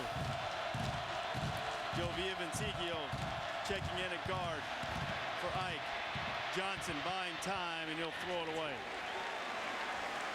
13 seconds remaining in the half, and Johnson will have time for another shot at the end zone before you would assume they would run out the field goal unit. I think Jerrod Johnson had a shot there for a touchdown pass. He had a 6'4" receiver and Terrence McCoy working over the middle of the field against a 5'8" cornerback, Broderick Brown. That's just one of those balls you throw up in the air and let the big guy go up and bring it down. May have missed a shot there. I think Bill Young backs his defense up, puts him on that goal line, and forces Jerrod Johnson to tuck it and try to run it in. Johnson fires. Touchdown! Jeff Fuller for the second time tonight. Very impressive drive set up by that long Cyrus Gray kickoff return. Put him in great field position, and Jerrod Johnson just manages that perfectly. Watch from the outside how he drives hard to the inside. Fuller gets to the inside with the ball. Throw him open. How many times have we said that this year? Throw to where the receiver will be open. The extra point is true. Fuller with his 21st touchdown catch of his career. No Aggies ever had more. His two grabs the difference right now. 9 ticks of the clock before halftime. Texas A&M with a 21-7 lead on Oklahoma State. After the touchdown grab by Jeff Fuller. Jerrod Johnson throwing it. Johnson, Big 12 preseason Offensive Player of the Year. He's thrown 3 touchdown passes tonight. After making a serious statement with a victory at Dover, reigning champion Jimmy Johnson now in second place in the Chase standings. Got his sights set on Denny Hamlin, who's the current points leader. The chase for the NASCAR Sprint Cup continues at Kansas. ESPN Sunday, 1 o'clock Eastern. Coverage begins with NASCAR Countdown at noon on ESPN2. Randall, who scored the touchdown for Oklahoma State, returning the line drive kickoff. And Weeden, if Mike Gundy so chooses, will have time for a long shot, but given the turnovers they've had, might just want to get to the locker room. Texas A&M's ability to work that 2-minute drill to perfection now really has shifted momentum back in their favor. It's a lot different if you're Oklahoma State going into halftime down 14-7 rather than being down 2 touchdowns. Isn't that interesting, though, how quickly momentum changes? And that's where a veteran quarterback, an experienced player like Jerrod Johnson, lifts a team up. And finally breaking down this game coming in, you know, I was leaning towards an experienced, proven quarterback. He showed right there what his value is to this team. See Johnson's numbers. They've been solid despite Aggies turning it over a couple of times. The kneel down will not be popular with the orange-clad faithful here in Stillwater, but the percentage play, given the fact that Gundy's team has had a little bit of trouble hanging on to the ball. You see Johnson stop short there. Perhaps something flying. Let's check in with Jim Brennan. Coach, they put a lot of pressure on your quarterback. How do you clean that up going into the second half? Well, we've got to do a better job of adjusting to the blitzes. We think we know where it's coming from, so we got to get that cleaned up and then just execute our offense. Now, defensively, offensively, excuse me, you guys scored there right at the late, but they answered back. That's right. You know, how do you carry that momentum into the second half? Well, we have to tackle better and play better assignment football on defense. We've put them in a bad situation on the defensive side a couple times. We just have to tackle better. Relax, come out, move the ball on the first drive. All right, Coach, thanks. Oklahoma State will have that opportunity as Mike Gundy goes for his 40th win. His career as the head coach at Oklahoma State. 21-7. Aggies have the lead at the break. Let's join John Saunders now for the IBM halftime report. With Lou Holtz and Mark May, we are here for the IBM halftime report. Reese, thank you very much. And a great drive by Texas A&M to end that half. But you were impressed by their defense, Coach. Oh, absolutely. You know, last year, Texas A&M was a terrible defensive football team. And all of a sudden, they hired the defensive coordinator from Air Force, and it's a different team this year. Until the last drive by Oklahoma State. Here's great defense. Until that last drive by Oklahoma State, they were held to 39 yards the entire half. Now, they usually average 300 yards total offense. Not in a game, but in a half. They've been averaging 600 yards total offense. They got 109 total. Let's give all the credit to A&M's defense and new defensive coordinator. He's impressive. I'm impressed with their offense. Jerrod Johnson on the road as the quarterback. All of a sudden, Oklahoma State comes back, scores a touchdown. It's a 7-point game. They take the ball in a 2-minute offense, go all the way down the field, and score a touchdown. Terrific kickoff return to set it up, but you're on the road in a hostile environment. Good teams find a way to win and find a way to make plays and gain the momentum going into halftime. Terrific job on the kickoff return, puts them in terrific field position, but the way that Jerrod Johnson orchestrated this offense, made plays on the run, throwing the ball here on the run, picking up first downs, and then he's going to sit in the pocket and bide his time, find his receiver, and throw the ball with a nice pass here with a lot of zip on it, Coach, for the touchdown pass, so they take a 2-touchdown lead going into halftime. Yeah, but they were good on offense last year. The problem was they couldn't stop any. 5 different games, they gave up over 40 points. They gave up over 35 points each game. Their defense, to shut off an offense that was averaging 600 yards a game, and to hold them with 109.5, that's impressive. But you were on offense. I love defense. Turnovers also, as you mentioned, a huge part of this game. All right, stick around for the IBM halftime report. When we come. Just about to start the third quarter. It has been a good first half for Texas A&M. The Aggies taking advantage of Oklahoma State turnovers. Together a drive late in the half. They lead by 2 touchdowns, but the Cowboys all dressed in black, hoping to come back in the second half. They'll get the ball first. Reese Davis, Craig James, Jesse Palmer, Jen Brown's down on the field. Texas A&M, good first half, really can't afford to be too comfortable against this offense. They better not be. Mike Sherman's telling his guys in the locker room, guys, this team has 16 scoring drives of less than 2 minutes. They're explosive. We talk about good teams. When they have their opponents down, they put that foot on the throat. We talked about A&M being able to survive a hostile environment early. Well, they're up 2 touchdowns in the first half. You got to keep that foot down now, finish this thing. A&M also able to survive a couple of first half turnovers, a couple of interceptions thrown by Jerrod Johnson. And the Aggies kick it away in Oklahoma State. It's had its offense sputter for most of the first half. We'll get the ball first to start the second.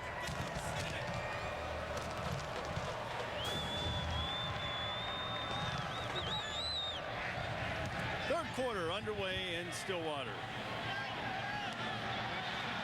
It is Justin Gilbert on the return. Gilbert, outstanding speed, dragged down at the 27. Time to look at our coaching adjustments brought to you by the Home Depot. Let's kind of play off what Mike Gundy said going in at halftime to Jen Brown. We have to figure out the blitz. We think we have. Now we'll find out whether or not Weeden has figured it out. Well, those blitzes have been confusing Weeden. They got him a couple times on corner blitzes. Oklahoma State, in my opinion, has had their best success when they've gone super fast tempo. They got to get lined up properly, but they have a chance to score fast.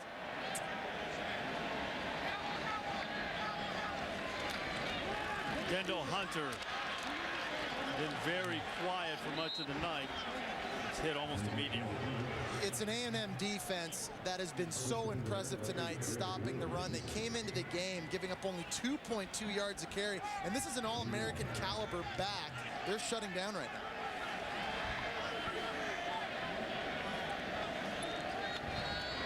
Brandon Weeden throw underneath and has his man complete. Making the grab is Tracy Moore, his first catch of the night. There is a flag down in the backfield as well. Roughing the passer. Defense, number 40. 15-yard penalty will be added to the end of the run. Automatic first down. Yeah, it's unnecessary. Von Miller there, 40. Last week had 6 hits on the quarterback, not sacks. Felt like he could get in the head of a quarterback just by being around him. He's got to pull up on that one. You can tell he's probably a little frustrated. Almost 330 snaps now since his last sack. He led the country last year with 17. Hunter almost popped loose, and Kendall gets inside the 40-yard line. Michael Hodges on the stop. I have been impressed with Brandon Weeden in the sense that 3 early turnovers, but he's been able to put those behind him. That last drive, they scored a touchdown before the half. Hunter. First down.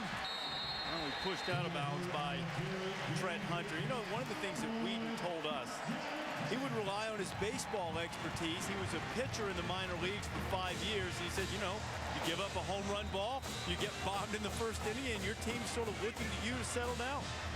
He's done that. He has. Yeah.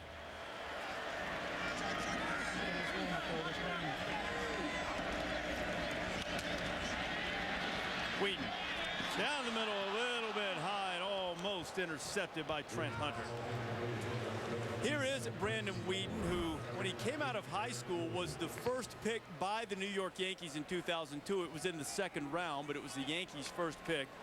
Brandon would bring that heater up there at about 97, but never really worked out in baseball. Sub 500 record. ERA was around 5. He was a minor league all-star one year and trying his hand at football. Tremendous catch. Josh Cooper was able to haul in that fastball behind him and move the chains for the Pokes. All right, now we've seen a couple of... After the play, personal foul, unnecessary roughness, offense, number 87. 15-yard penalty. It'll be 1st and 10. I didn't see what Tracy Moore did, but it is a costly penalty. Yeah, absolutely. But we're seeing now some individual effort pulling the Cowboys offense and team together. An outstanding focus. We're sending Kendall Hunter run the ball. Cooper there with that catch, picking his team up. It's been a nice response by this Oklahoma State offense on the first drive of the 2nd half. Weeden, Justin Blackman. He gets it back down close to the 25-yard line. Oklahoma State right now, Craig, doing a nice job getting their best players on offense to football. We've seen Kendall Hunter now in a couple touches. Now you got Justin Blackman going. Blackman leads the nation in receiving yards. Hasn't had a big one yet tonight. Hunter, short gain over the right side. Montre Moore with the stop. We're seeing this Oklahoma State offense with a little more authority to them. You know, you're seeing Weeden, and they did pick up one blitz on the pass across the middle of the field, so maybe the Aggies getting a little more reluctant right down here. Getting close to the red zone.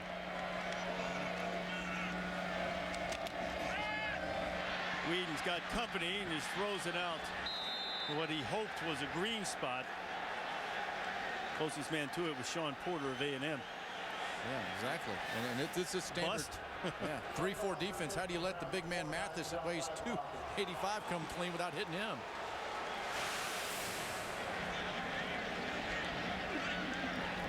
That'll bring up a 2nd down and 10. Oklahoma State about to snap it for the 10th time on this drive. Folks could use a touchdown here after A&M got one late in the first half.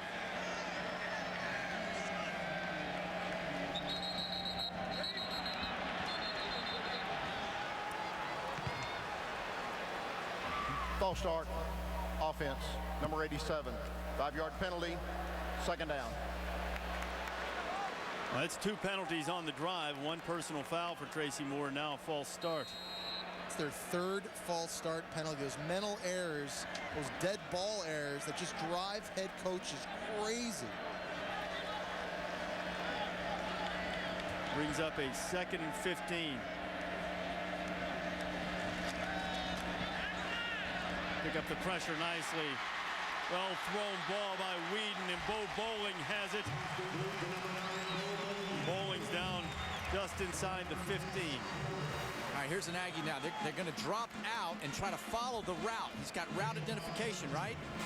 He's trying to find that crossing receiver, doesn't get him, so it comes clean and open. Dana Holgerson's starting to figure something out now. There are holes over the middle of the field, even with those robbers, and they're taking advantage of it right now.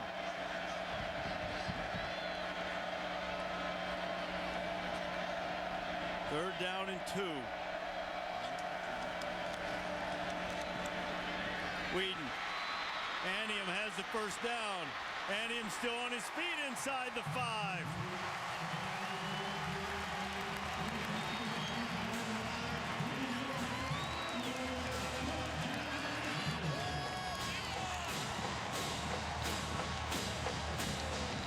An excellent opening drive to the second half. Hunter stopped just short of the goal line. If there's been one weakness for the Cowboy offense this year, it's been short yardage or goal line. They're not accustomed to getting under center and just playing power football. I've always believed that is a real weak link to this offense. They're in the pistol formation now. This is the new in thing in college football. Tailback right behind the quarterback. Hunter has it out of the pistol. And Pistol Pete will celebrate a touchdown.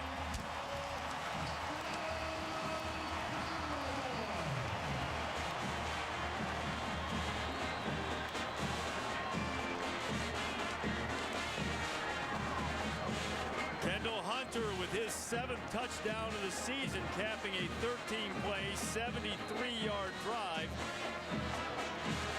And Oklahoma State with an impressive opening drive in the 3rd quarter.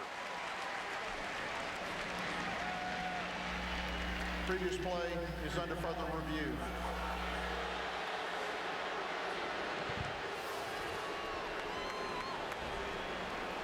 Well, that's not popular here. I'm looking to see if Hunter crossed the goal line before he went down. See if you can see when his knee touches where the ball is. Looks like the ball's crossed the plane. To me, before the knee goes down, that's a score. Give him 6. What an impressive answer by Oklahoma State offensively. By Oklahoma State offensively. After an A&M had just scored before the half, they come right back out. That's 2 touchdowns now on their last 2 drives. So this Cowboy offense has started to pick it up.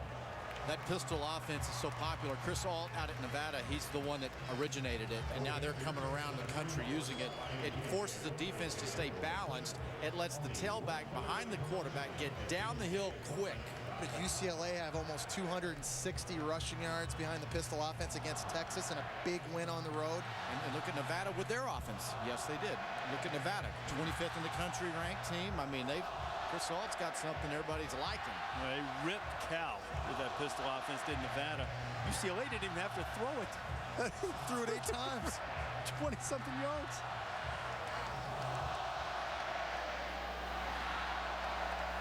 After further review, the ruling on the field is confirmed. Touchdown. Well, as expected, Kendall Hunter gets the touchdown with the extra point.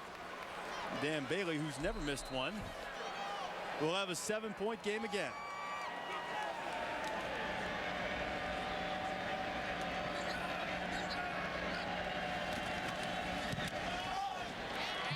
It's up and it's through, and the Cowboys do exactly what's needed to open the third quarter. Now Jerrod Johnson and the Aggies will have a chance to answer.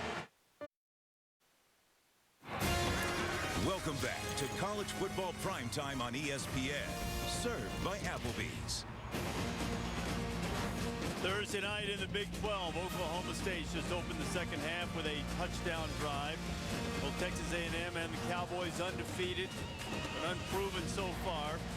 Starting the conference test tonight with that answer by the Cowboys. Got a good one cooking up here in Stillwater. Jerrod Johnson will have his first opportunity of the second half to answer. Johnson threw 3 touchdown passes in the first half.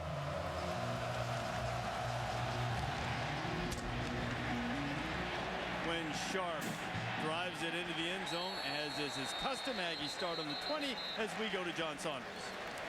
Well, Reese, it's time now for the AT&T All-America Player of the Week. It's Mark Ingram of Alabama. 24 carries for 157 yards and 2 touchdowns, including the game winner in that 24-20 win against Arkansas. Also had 2 receptions for 27 yards.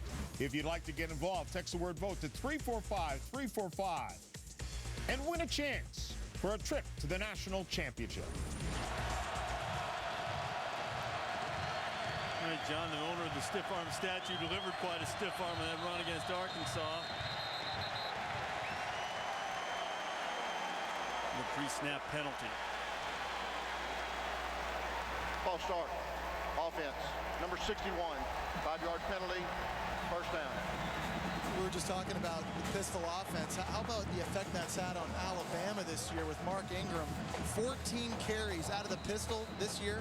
He's averaging 15 yards a run. Think he likes it? I think Florida better have something ready for that defensively. They see him put the holster on. You better get somebody else in there. Yeah. 2 backs behind Jerrod Johnson. Pressure coming. Down he goes. Hugo Chinasa.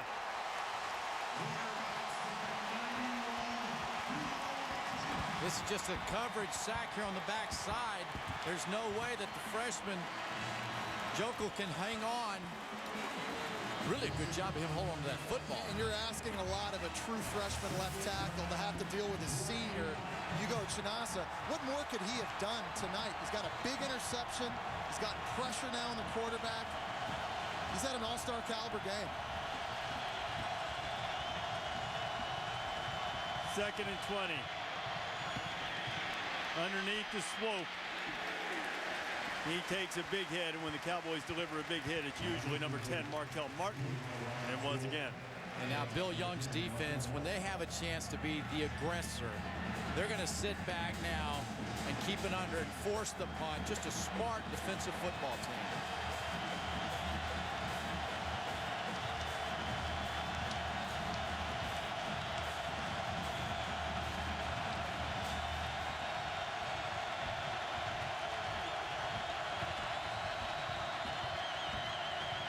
Johnson needs 10, fires a dart and gets that and more. First down, Aggies. Good grab by Uzoma Wachiku. You know, I just have the feeling Jerrod Johnson is, we've talked about it all night. Major confidence throwing to the outside of the field, but he's got bigger, more physical receivers than the secondary for Oklahoma State. He's got 2 guys that are 6'4". Chinaza's over 6 feet tall. These guys can come back to the football and fight for it to get those tough catches. Man down is the man on the coverage, Broderick Brown. Brown's a sophomore from Houston. But I think, Jesse, the key word that you used there is come back and compete for the football. We didn't see that in those first 3 games by the receivers of the Aggies. And working on the right leg of Brown. We'll check on his condition and take a break from Stillwater. Back here in Stillwater, Texas A&M holding on to a 21-14 lead against Oklahoma State. Aggies just converted a 3rd down and 10. Broderick Brown was on the coverage on the play. He has 8 solo tackles from his cornerback position tonight.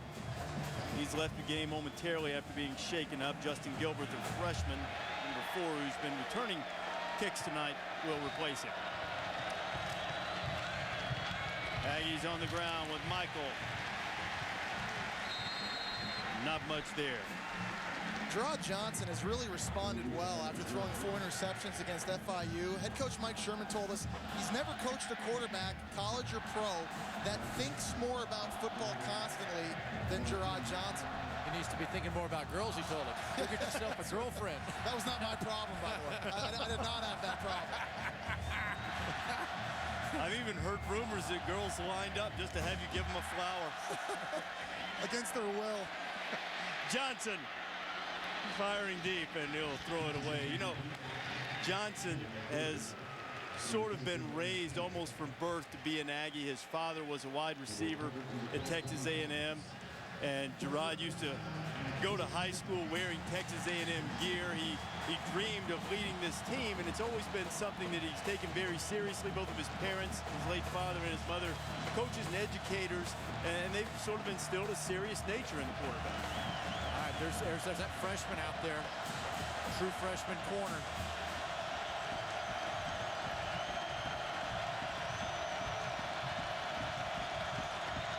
Low snap. Johnson corrals it. That ought to be a hole on the outside. Got him anyway. Ori Lemon was coming, and it looked as if Jokel had him all wrapped up. No flag, but they do get to the quarterback, and the Aggies will have to give it up. The Aggies do get back left guard. Evan Ike, he's in there, but this is another coverage sack. Once the ball's down at the ankles, the timing's off, the eyes are off the down the field. Big stop by the defense. Now you're giving the football back to your O. Again, they've scored 14 points on their last 2 possessions. They're feeling it right now. Great chance to get back in this game. Gilbert, who checked in at corner, will return the punt.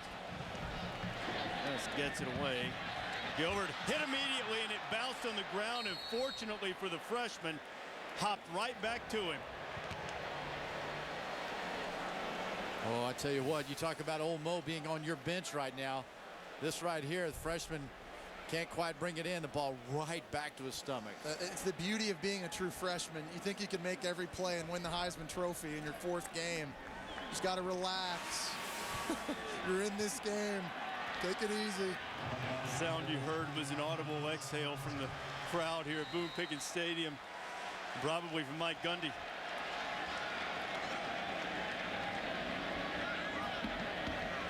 So Brandon Weeden has it back. Kendall Hunter. Not a lot of running room again. You know, I'm amazed that head coach Mike Gundy has been able to stay out of this offense completely. I mean, he's got an ego. He's an offensive mind. And he goes out and he hires Dana Holgorsen, and he's not been in this offense, hasn't been in their business one bit this year. Matter of fact, even goes down on the defensive side and helps the scout team offensive line during practice.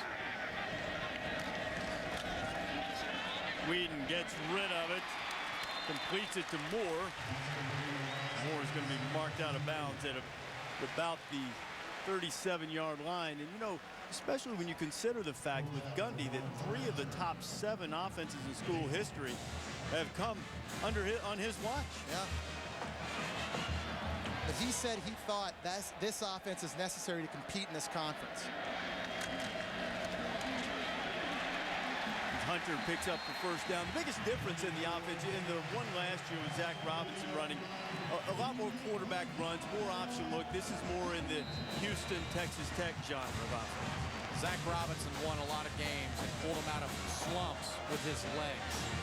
Zach Robinson was a competitor, a senior guy with his legs that really opened up offenses in the past year.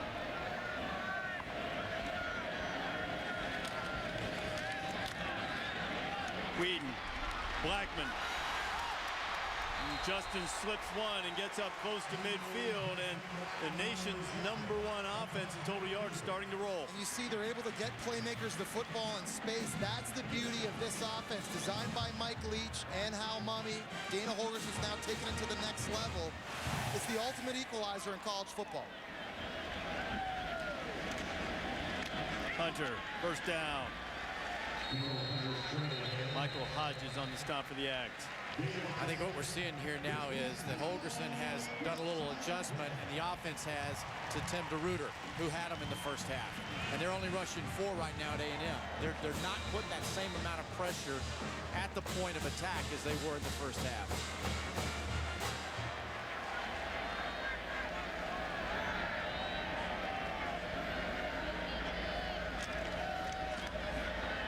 Weeden on first down, steps up in the pocket nicely. A dart to Blackman for the first down. 4-man rush again, and the offensive line, Oak State, keeping them out. Watch true freshman running back Joseph Randall. He's going to get a chip on Von Miller. They get the double team, and that's something Miller's going to remember now. Those chips, they hurt coming off the edge. Weeden has been going to his primary target, Blackman, to this drive jump-started. Joseph Randall had a touchdown in the first half. The freshman is inside the 30. You take a look at the number of yards that the Pokes have been able to put up this season. 722 against Tulsa. That's an Oklahoma State record. Twice this season they've scored more than 60 points. They've done that just 16 times in their entire history before this year. Weeden. Wide open is Blackman. Justin Blackman. Touchdown, Oklahoma State.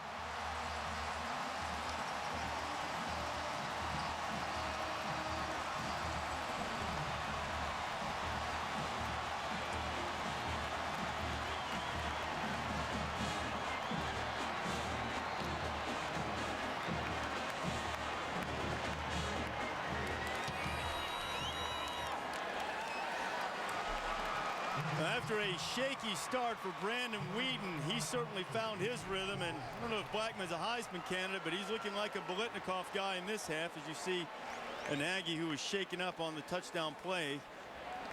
Stephen Terrell, the sophomore safety, is down on the ground for Texas A&M. Mike Gundy said they had to go in and figure out how to slow down and stop the blitz. Now, this particular time, watch the linebacker level crossing and how late they are. They're a non-factor. That's 2 guys taken out of coverage, not even putting pressure on the quarterback. And again, a big hole in the middle of that Aggie secondary. The beauty of having a 26-year-old quarterback is that he has a calming influence on his football team. Even after taking sacks, fumbling the football, throwing interceptions, he's been able to regroup and lead this offense down the field to score points. Really showing his maturity here. That's been huge for this football team tonight. Look at the last 17 passes by the 26-year-old, who, by the way, will turn 27 in a couple of weeks. He's at 15 of them, nearly 200 yards, a couple of touchdowns. And Blackman, who is the nation's leading scorer, gets on the board. And the Aggie was shaken up. Terrell is walking off. And we're an extra point away from a tie game. Terrell, one of the leaders in the secondary, still looks a little bit woozy as he heads past his head coach Mike Sherman into the Aggie bench.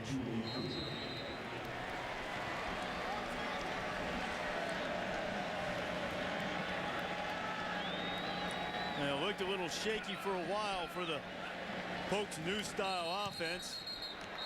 Whistles go off before Dan Bailey poked through the extra point.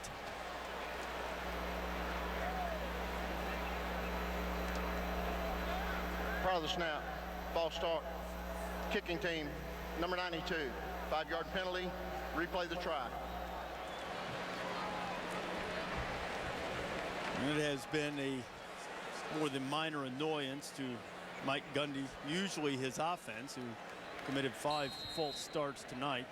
This time it's on the extra point team, so Bailey will try it from his 15, trying to tie this game at 21.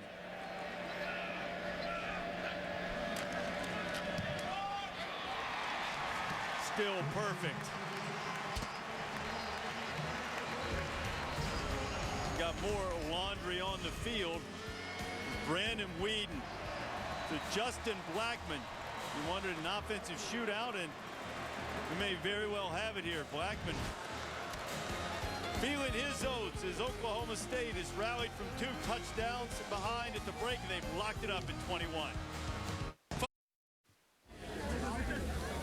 ESPN's College Football Primetime, brought to you by Nissan, proud partner of the Heisman Trophy. And John Hancock, the future is yours. Kingsford Tailgate Week. We got one cooking up in Stillwater. Oklahoma State scored a couple of touchdowns. They tied it up at 21. A good play for one side, bad for the other. Charles McMillan, that's the defensive back coach for Texas A&M. Our Mike's picked him up, telling Dustin Harris, that is your man. You are trying to do something completely different than the coverage we were in. And that's the problem you and I have with each other right now. You're not doing your job. But you know what I like? What Dustin Harris You mean you and me or Charles and Dustin? Charles and him. Okay. I love you, Reese. Okay, right. You know what I like? What Dustin Harris, the quarterback, said back to him at the end? Hey, I'm gonna make it up to you, coach. Yep. Aggie offense have an opportunity to make it up, though not on this kick return. We'll start on the 20, yet another touchback off the foot of Quinn Shuck. Saturday Night Football on ABC. This is going to be a tremendous matchup in the Pac-10. Andrew Luck and Stanford, LaMichael James, Kenyon Barner, and all of those speedy Ducks. Number 4, Oregon. Autzen Stadium's going to be rocking. Luck showing off the wheels, too. Saturday night, 8 o'clock on ESPN. He won't be showing off wheels. He'll be showing off the arm and how physical a football team Stanford is. That's what impresses me the most about Stanford. Let me clarify. Game on ABC, though some will see it on ESPN2. Notre Dame and Boston College also available on ABC in some areas. 21 all-time. First pass after the touchdown from Oklahoma State. Johnson was looking for Wachiku, and he couldn't hold it. Mike Sherman talked to his team this week about being able to overcome adversity. Harked back and used Alabama as an example last weekend in the 4th quarter on the road at Arkansas. We'll find out if they have it right now. Focus, finishing plays, drop passes on first, creating 2nd and 10. Bill Young loves that. Johnson again to the outside. Another completion. Swope with the grab. Now we've seen this route 3 different times. 2 that have gone to the deeper route and 1 to the tight end coming under. Beautiful throw. This is a big-time throw. Jerrod Johnson able to step up. He throws the B ball just over top of the defender, tiptoeing on the sidelines. They get on the ground with Michael. Gets across the 35. 2 different styles of offenses, but both very effective at getting the ball down the field. Oklahoma State's now alive. Now it's up to execution, and running on first down has to be a plus. Yeah, Craig, I was just going to say, all of a sudden this is turning into the duel we anticipated from both these quarterbacks, Jerrod Johnson and Brandon Weeden. They're both playing lights out right now.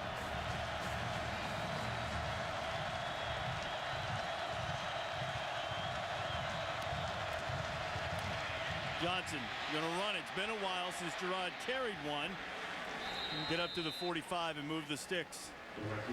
I've said all along, the ability to run the quarterback, and especially Jerrod Johnson, has opened him up as a player. We look at Terrell Pryor at Ohio State, Cam Newton at Auburn, Jerrod Johnson, another big physical quarterback, 6'5", 250. What about that guy, that little guy, Denard Robinson? Yeah, he's a little different because he still hasn't been tackled. Johnson showing off that arm to the outside, having to make the catch. Wachiku. And Zoma's had a couple of nice grabs tonight. Hadn't he, though? I mean, he really has. And the way they drive back to the football. Watch, he doesn't lose his feet. See how he kept his feet and legs with him? Jerrod Johnson puts that football the only place his wide receiver can make the catch.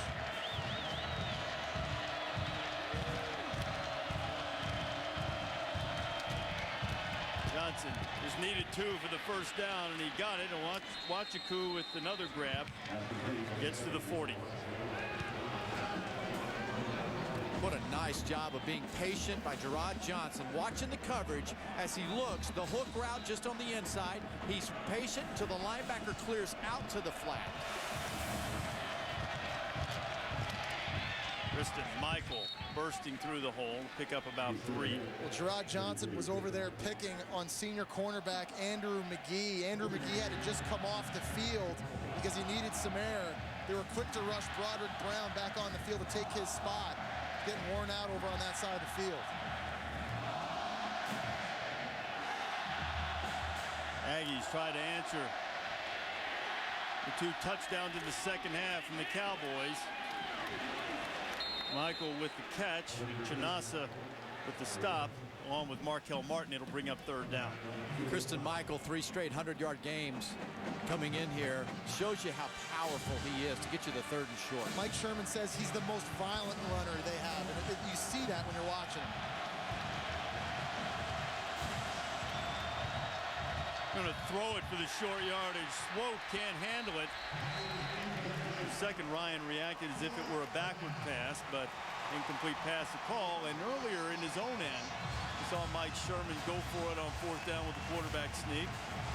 We look at this play. What do you think about the call? Well, let's just make sure this is a lateral first off. It looks to me like from that angle, I'm not so sure that close. But that play is designed, Reese, to answer your question. It's like a toss sweep. You have to lead the back, though, and it's a good call. It's an easy first down if he leads the receiver. Michael hit almost immediately, and the Aggies had converted twice on 4th down tonight, but this time it looks as if the Cowboys have stuffed them.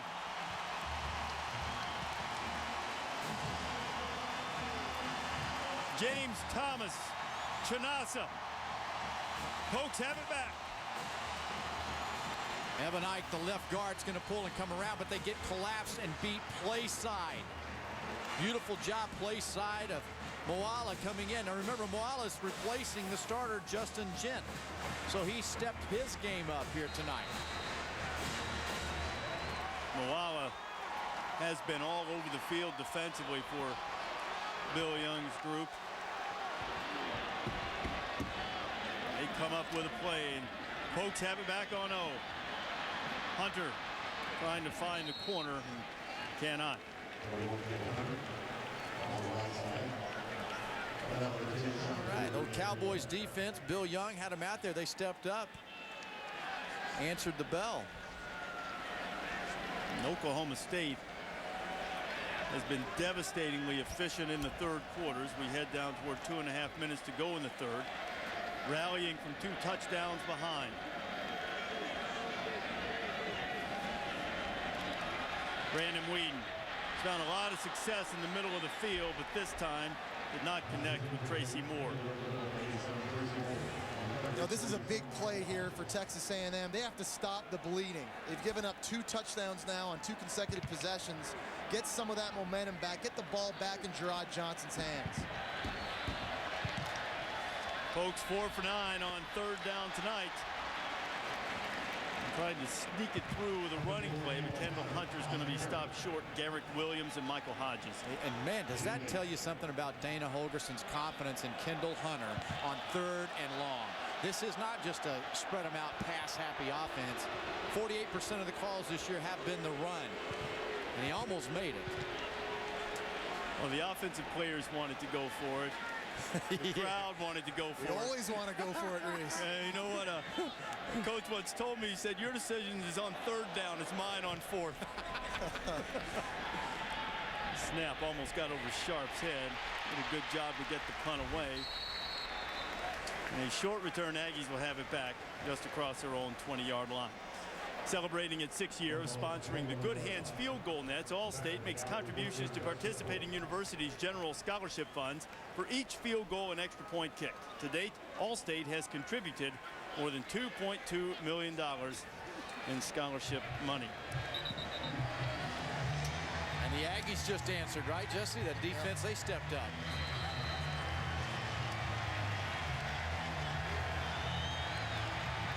Just over a minute and a half remaining in the 3rd quarter. This is a way to get your Big 12 schedule rolling for both the Aggies and the Cowboys. 21 all in Stillwater. Jerrod Johnson has a man. He underthrows it and is picked off. Andrew McGee.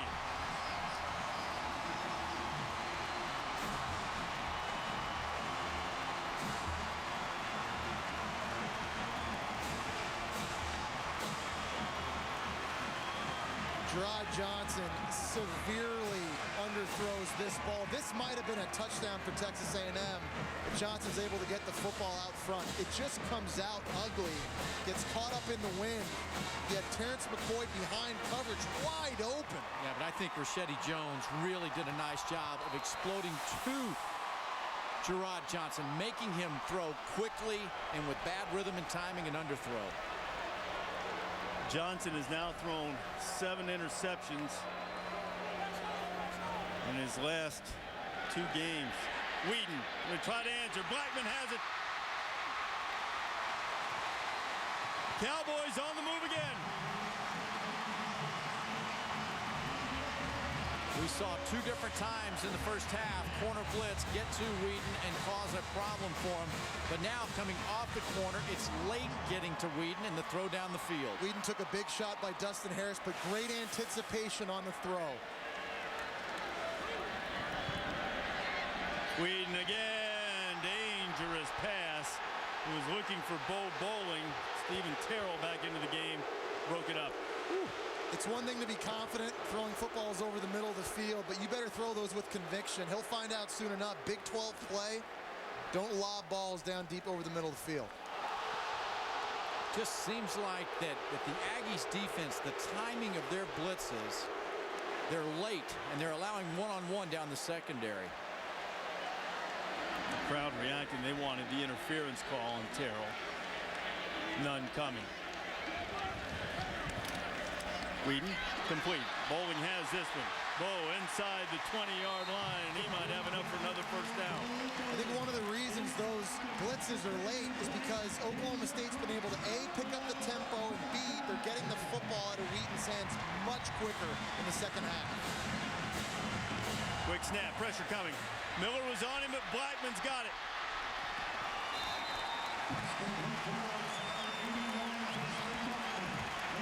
This is an internal clock change and adjustment by Brandon Weeden. In this half, he now feels the timing and the pressure coming from the corner and is getting rid of the football. That is the cornerback, Dustin Harris, who is down for the Aggies. The training staff coming out to attend to him. And this has been a complete reversal in fortune from what we saw in the early part of the game.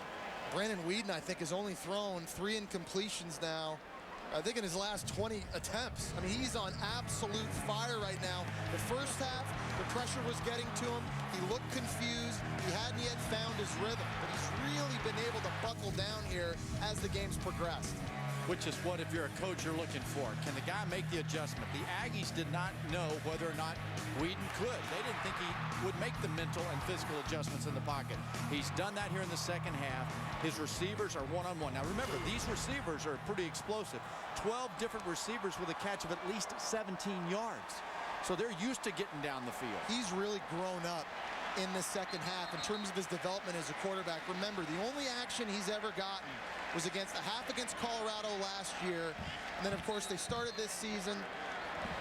It played 3 opponents in Tulsa, Troy, and Washington State that, no offense, but aren't great caliber defenses. And Troy's the only game he had to finish. The other 2, he was out of there before the end.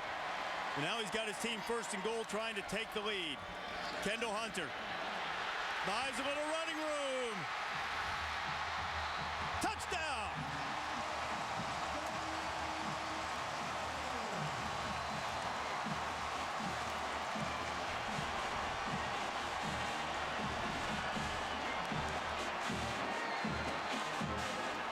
For the first time tonight, Oklahoma State has the lead. Violent, quick, aggressive cuts. There's no way that Barry Sanders made those cuts here at his home field. That's how explosive Kendall Hunter is. Now, there's his knee down before the ball crosses. Interesting. We're going to look at this. Take another look. Well, ruling on the field, touchdown. There was some hesitation before the touchdown call came. He was stretching it. Body is in, but from that other angle, it was tough to see. Perhaps he went down before the ball crossed into the end zone. Question is whether that ball crossed the plane in the middle of his dive indisputable. Here's a great shot. Knees down. Remember, only a part of the ball just has to cross the front of that plane. That's all that they need. I think a part of the ball may have crossed it earlier. Right around here, I think the ball might be over. Okay, but if you're an official right now and you're looking at this review, you have to assume that ball's over. You know, there's nothing that's conclusive to turn the call. You know, it's so big for this offense having a healthy Kendall Hunter back. Last year, only 382 rushing yards. He had an ankle injury that really slowed him down after being a first-team All-America back in 2008. But you see the impact he can have on this offense when he's healthy. Because the defense was there. I mean, the corner came up, was at his spot, but he still was one-on-one in space. Great athletes. That's why Kendall Hunter likes this offense so much. That's why Dana Holgorsen likes running the football more this year. Dana said he's never had a guy like that. He had some talented guys, Bryce Bell, Charles Sims at Houston, but those guys, more space guys, and though Hunter's not the biggest guy in the world, he is explosive, he's strong. Deceptively powerful for a running back that's 5'8" and listed at 200 pounds. After further review, the ruling on the field stands as called. When the officials use that verbiage, it means what we suspected.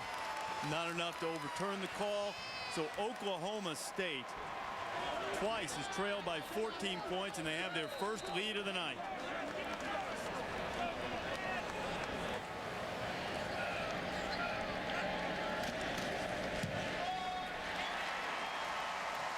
Bailey for the extra point. Oklahoma State has outscored A&M 21-0 in the third quarter. They're up by 7 as we check in with John Saunders.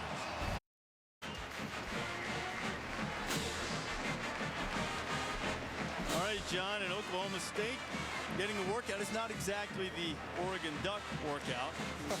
Not yet, though it has been for much of this season for Oklahoma State. And now in the third quarter, they're looking like nation's top offense. What are we doing? That's the road battle, right?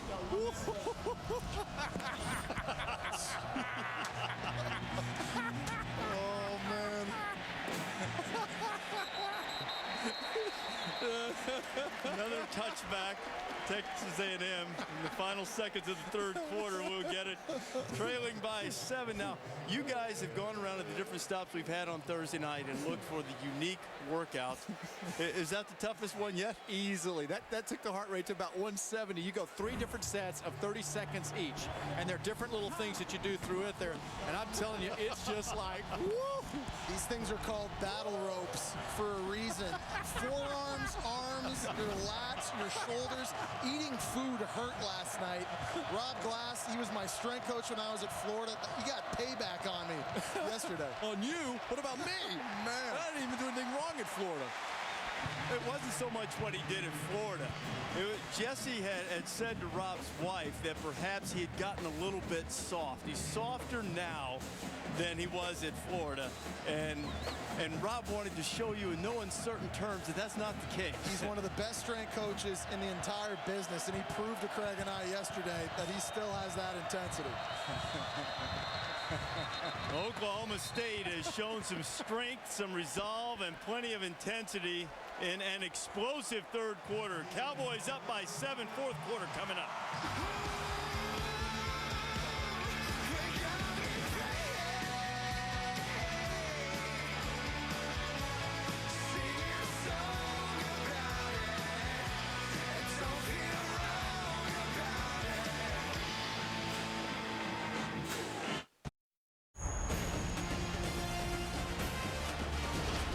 Mike Sherman keeps talking about maturity. How are you going to handle it when things go badly on the road? Went very badly in the third quarter for the Aggies. 21-0 in the quarter. Oklahoma State a 7-point lead as we head to the fourth.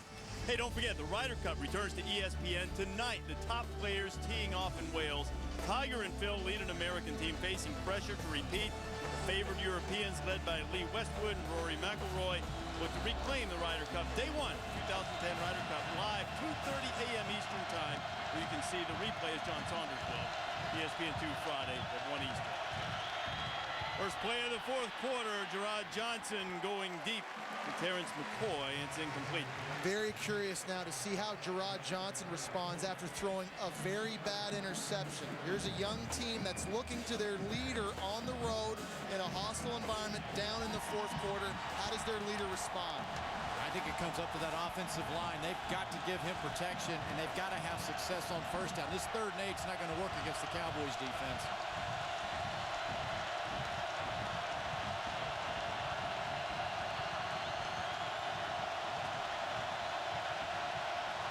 Pistol Pete whipping up the crowd.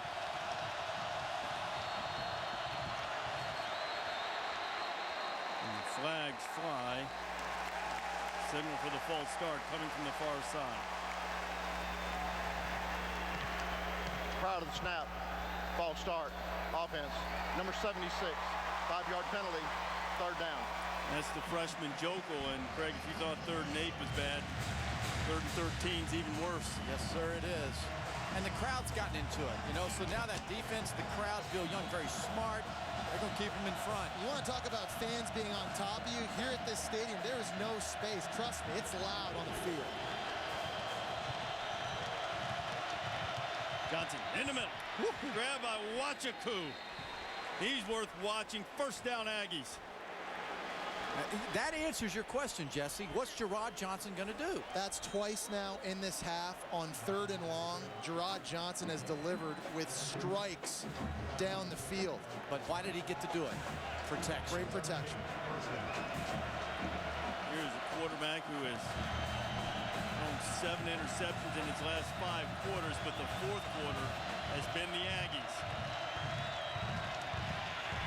Looking for Tannehill. It's incomplete. In fact, in Texas A&M's last game against Florida International, they entered the fourth quarter after Johnson had thrown 4 picks in the 3rd, trailing by 2 touchdowns. They put 3 scores on the board and sort of escaped. And Mike Sherman said it was a great teaching moment for his team. It was critical to win the game. You'd love to blow out a team like that, but the teaching moment that they could overcome some adversity. And they've got it, a big old bucket full of adversity here in Stillwater tonight.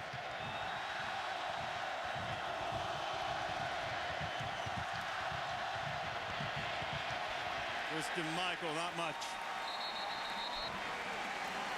Chris Donaldson on the stop. Lack of execution on first down.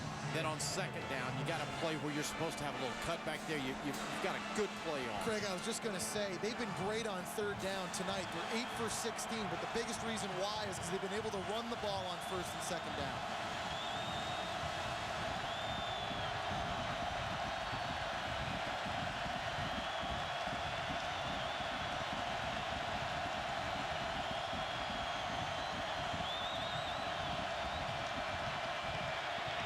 Looking for 8.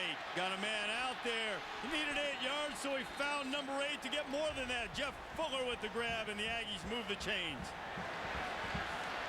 Buying time with his feet and an arm strong enough to make the throw, knowing where the receiver's going to. He throws the football under duress, and that's the 2nd time tonight Jeff Fuller has gone up and high-pointed the football over top of a smaller defender, showing great hand strength. You know, I think back to the conversation Mike Sherman said he had with Jeff Fuller's dad. And they talked about what do you have to do to get to the next level. And Mike said, you know, the dad and Jeff, they all talked about it and just said, hey, you know, be stronger with your hands, compete with the ball, do all the little things. Saw Ori Lemon, the linebacker, who was down. Reese, you had asked Jerrod Johnson earlier in the week, who's his go-to guy on 3rd down? And he said right away, it's Jeff Fuller. The guy can run routes, he can make plays. If I'm in a tough spot, I'm looking for my buddy outside number 8. He's done that on several occasions tonight. When he's needed a play, these two have been on the same page. Both of these guys, Aggie legacies. Their fathers both played at Texas A&M, steeped in the Maroon tradition, and teaming up to convert a big 3rd down there for A&M.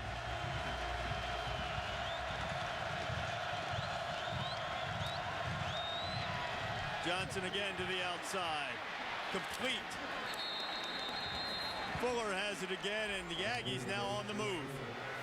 Backfield pass protection, stepping up, giving the time, and a strong route, driving the defender off. Every time tonight, Jerrod Johnson has had a matchup outside that he's favored. He's gone that way. He has not missed a throw to the perimeter of the field yet.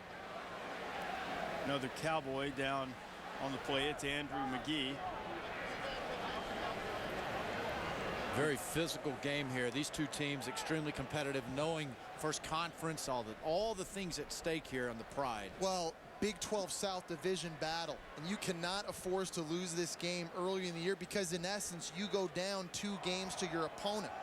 It's a 2-game disadvantage if you lose tonight. That's the stakes tonight if you're Oklahoma State or Texas A&M. This is big. Of course, the top 2 teams listed here, Texas and Oklahoma, square off in the Red River rivalry on Saturday.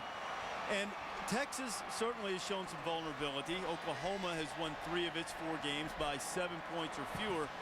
I don't know if there's really an opportunity for a dark horse, but certainly the winner tonight will believe that it has a chance. This division is a lot more open here in week 5 than we probably anticipated it being at the start of the year. And I think we find out about Texas Tech this week. They've been off, they got beat, now they're going to Iowa State.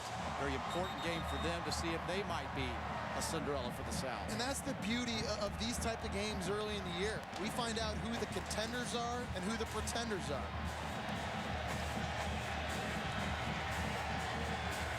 So McGee making his way to the sideline. Aggies on the move, trying to tie the game. And Weeden looks on. Johnson trying to answer Weeden's huge third quarter. Quick pass, Fuller! Had it in his hands and couldn't hold it. First down again, not a successful play. Again, 2nd and 10. These Oklahoma State corners are getting eaten alive on the outside of the field. Bill Young, the defensive coordinator, at some point may want to think about bracketing that coverage with safety help. The only issue is if you do that, then you can't bring as many guys in pressure if you're trying to get after the quarterback.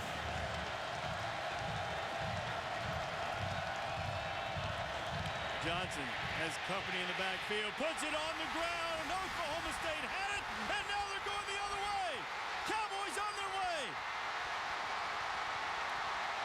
James Thomas, touchdown.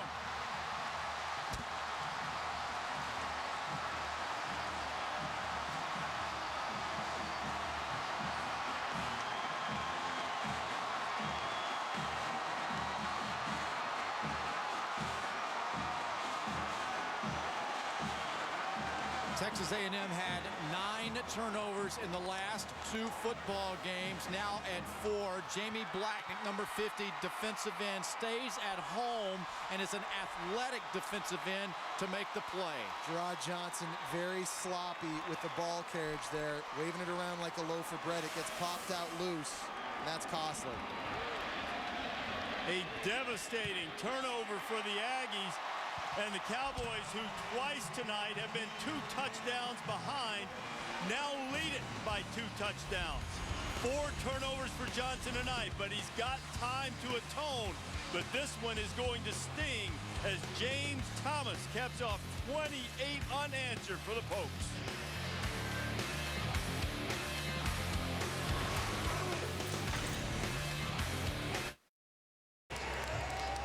The sea of orange is alive. Momentum on Oklahoma State's side after James Thomas just scooped up a Jerrod Johnson fumble, took it 63 yards, and Johnson has 9 turnovers in his last 2 games, 7 picks, 2 fumbles lost, 4 of those turnovers coming here tonight against the Cowboys, and now the Aggies are in dire straits, trailing by 14.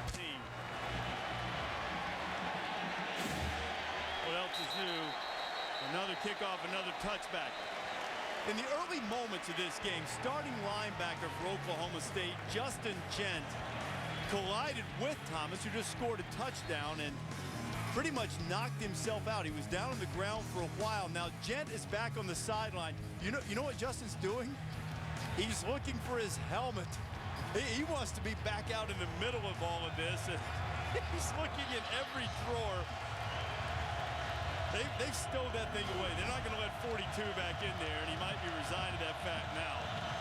Every now and then he'll slip away and look for that helmet. And that Oklahoma State defense has certainly picked it up for Justin.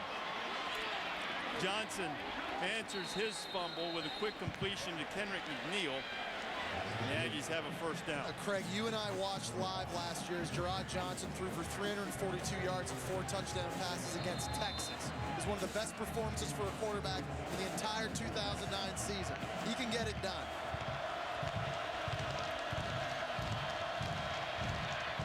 Johnson started right, came back left. McNeil with his second straight catch. I'm going to go back to and talk to you about what drives coaches crazy. That last series on 1st and 10, Fuller drops a ball that he never drops. On 2nd down, disaster happens. Capitalizing on your chances, right? Got to finish plays. You got to make them and not drop balls when there's a chance to make the play. Johnson on the move. He's got another completion. Big freshman tight end Nehemiah Hicks. Jen Brown has been down there watching Justin Jett try to find his headgear. Has he had any luck, Jen? That's right, Reese. I've been standing down here on the sideline watching him go back and forth. I saw the equipment trainer, a manager, take his helmet shortly after he came off the field. He's gone back and forth no less than 12 times looking for that thing. Love to be in the middle of this with Johnson. Tannehill makes the grab. Oklahoma State now defensively laying off, playing big zones. They're going to force Texas A&M to have to drive the field up 2 scores. Well, but this much time's on the clock. You know what? That's not something that A&M should panic over. Just take it. 8, 7, 9, go. Got a 2nd and 1 here, and they're already inside the Oklahoma State 35.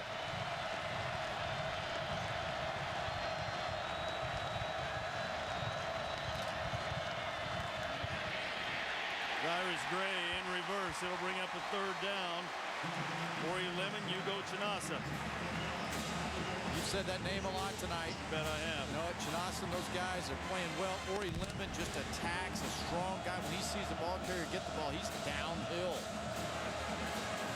It's definitely, 4-down territory right now for Texas A&M. So if you don't convert this, you're staying out there if you're on offense.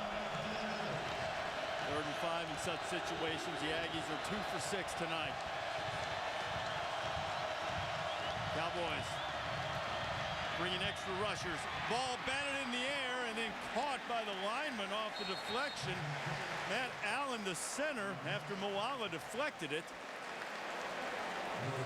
Easier said than done if you're an offensive lineman, but you got to knock this ball down. I know these offensive linemen, they never get a chance to carry the football. Their eyes get big, the ball's in their face. Great job by Allen just catching the football, but bat it down because now it's 4th and long instead of 3rd and 5. Moala, the 3rd block deflected pass tonight by the quarterback. Heads up play by Lemon to get Allen on the ground quickly, too. 4th down.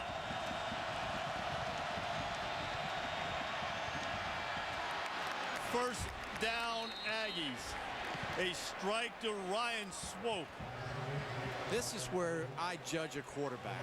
When you gotta make a play, Jesse, you step up and you keep moving and you focus to deliver. And look at Ryan Swope, the high school running back, using those shifty hips on that open route, working the basic cross over the middle of the field, able to weave into the open area. Give Jerrod Johnson credit. You're right, Craig. He's made some big-time throws on 3rd and 4th and long tonight. And after that fumble, to hit all 6 of his passes on this drive, speaks well to the character for the Aggie leader.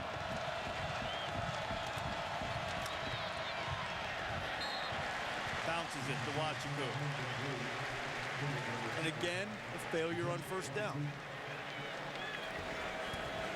Yeah, a lot of that's because Bill Young just saw the corner blitz, right? Bill's sitting there thinking, okay, I'm tired of sitting back here, letting you guys complete 1st down for 7. But this has been interesting because they were almost 50-50 play calling on offense. Now the last couple series, they've been throwing it a lot. They've abandoned that running game that they had so much success with earlier in the game.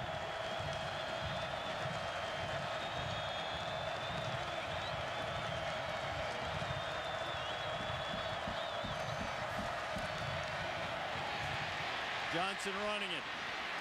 Down to the 20. He'll be about 3 yards short of the first down. Bill Young has now gone back to big zone defenses, which means less players are in the box. This is an opportune time if you're A&M to run the football a little bit. There's still 9 minutes left in this game. And I think the play calling on that one there indicative of the mindset, 4 downs to get 10 yards. What Sherman needs is 3 here. Aggies on the edge of the red zone, down by 2 touchdowns.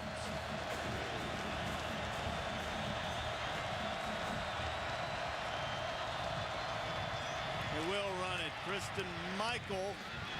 Michael's still on his feet. The whistles are blowing. Michael thinks he wasn't down. They'll come in and mark him down at the 16-yard line. That's where the spot appears to be. That'll be enough for a first down. Now in our headsets, I didn't hear the linesman comes in and blows his whistle after Michael is way down the field. He's not down. This is a blown job by the official. The linesman, did you hear him come in, running in and whistling it? Wow. If that whistle's blown, that play's dead. Well, now if his forearm hits the ground, he's down. Okay. So, yeah, good point. From behind, you didn't see that. No, you didn't. Timeout, Texas A&M. First time out of the half. So Texas A&M desperately needing to finish off this drive with a touchdown. Trailing by 14, but inside the 20.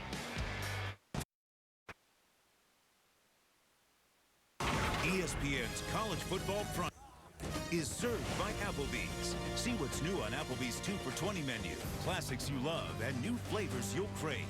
And in part by Dr. Pepper. There's nothing like a pepper. Tailgating scene here in Stillwater Boone Pickens Stadium is tremendous, and what a great game to kick off Kingsford Tailgate Week. Oh, that looks pretty tasty right now. Think they got anything left over? Use a little something right now, but tell you what, whetting your appetite for a great finish. Texas A&M on the move here. Oklahoma State's outscored the Aggies 28-0 in the second half. Johnson complete to Jeff Fuller. Fuller will be marked down at the 11.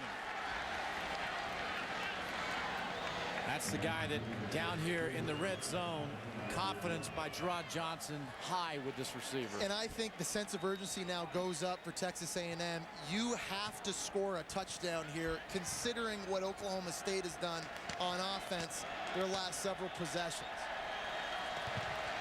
Johnson coughed up a fumble that was returned for a touchdown. Aggies have answered with this, the 12th play of the drive. Kristen Michael down to the 5. It'll be first and goal for Texas A&M. Craig, I know you love watching that. You love watching running backs that get behind their pads with a low pad level and deliver the strike. You have to know as a running back when they're coming in with a blitz, run blitz or pass blitz, whatever it is, that you've got to run past arm tackles, and he's low and doing it. Clock winding down towards 7 minutes to go.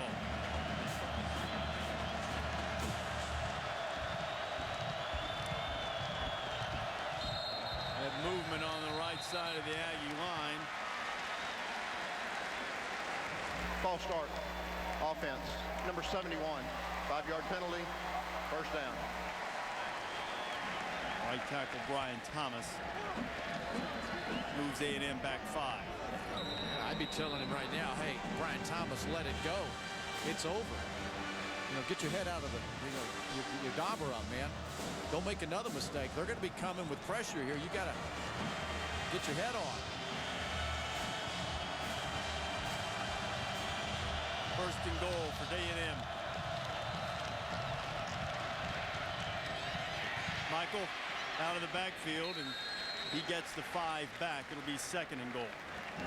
Jesse, you're right. I mean, they got to score pretty quickly here because they have not stopped Oklahoma State in the second half. No, that's just it. You know, the urgency goes up, and I think that's why Mike Sherman took that timeout on a couple plays ago to talk to his guys about, hey, we're going to get going up tempo and start getting lined up. Let's start thinking about 7. We're not thinking about 3.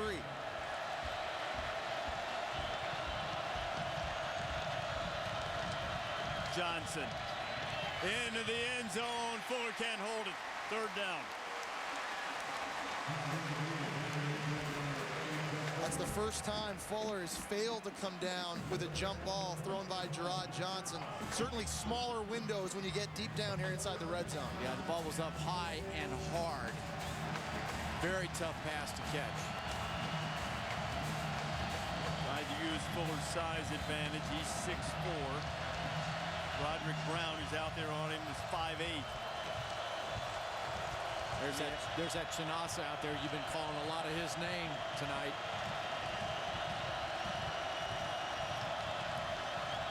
Johnson trying to run it in himself. He won't get there. Ori Lemon stops him. It'll be 4th and goal for the Aggies. Not sure you don't call timeout here. Make sure you know exactly what you got dialed up here. No question. You have to have this now. You need this play for a score. Clock's winding. We're under 6 minutes to go. This is one of those calls you want to make sure you got right. Aggies are 3 for 4 on 4th down tonight. None more important than this one.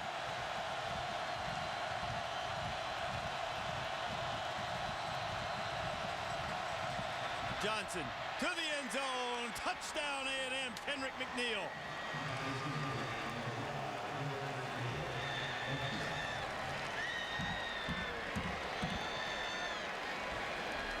Jeff Fuller on the left side. You go back to your money. You know who's there. Watch the drive inside and then the separation coming back.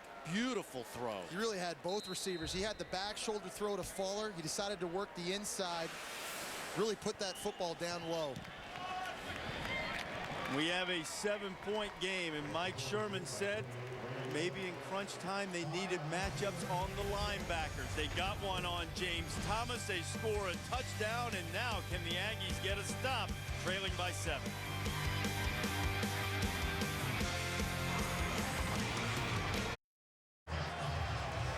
Took 16 plays and 80 yards, nearly 7.5 minutes, but A&M finally has its first points of the second half. And they still have a heartbeat after Kendrick McNeil hauled in the touchdown pass, 35-28 the score. Great action coming up Saturday, including also from the Big 12, the Red River rivalry, Oklahoma and Texas. Some will see Wisconsin and Michigan State. Two powerful running games in a battle of unbeatens. Virginia Tech taking on undefeated North Carolina State. Regional coverage 3:30 Eastern on ABC or ESPN. How about NC State going under the radar a little bit here? 4-0 for the first time since 2002. We had a chance to watch them live a couple weeks ago. I think they're for real. Yeah, I get a chance to announce Wisconsin, Michigan State. Can't wait to see that. Bielema and his boys have to play a little defense. Michigan State, they got an offense. Mark D'Antonio returning to the team in limited capacity as A&M kicks off. And Justin Gilbert, great speed. Gilbert into Aggie territory before he's run out of bounds.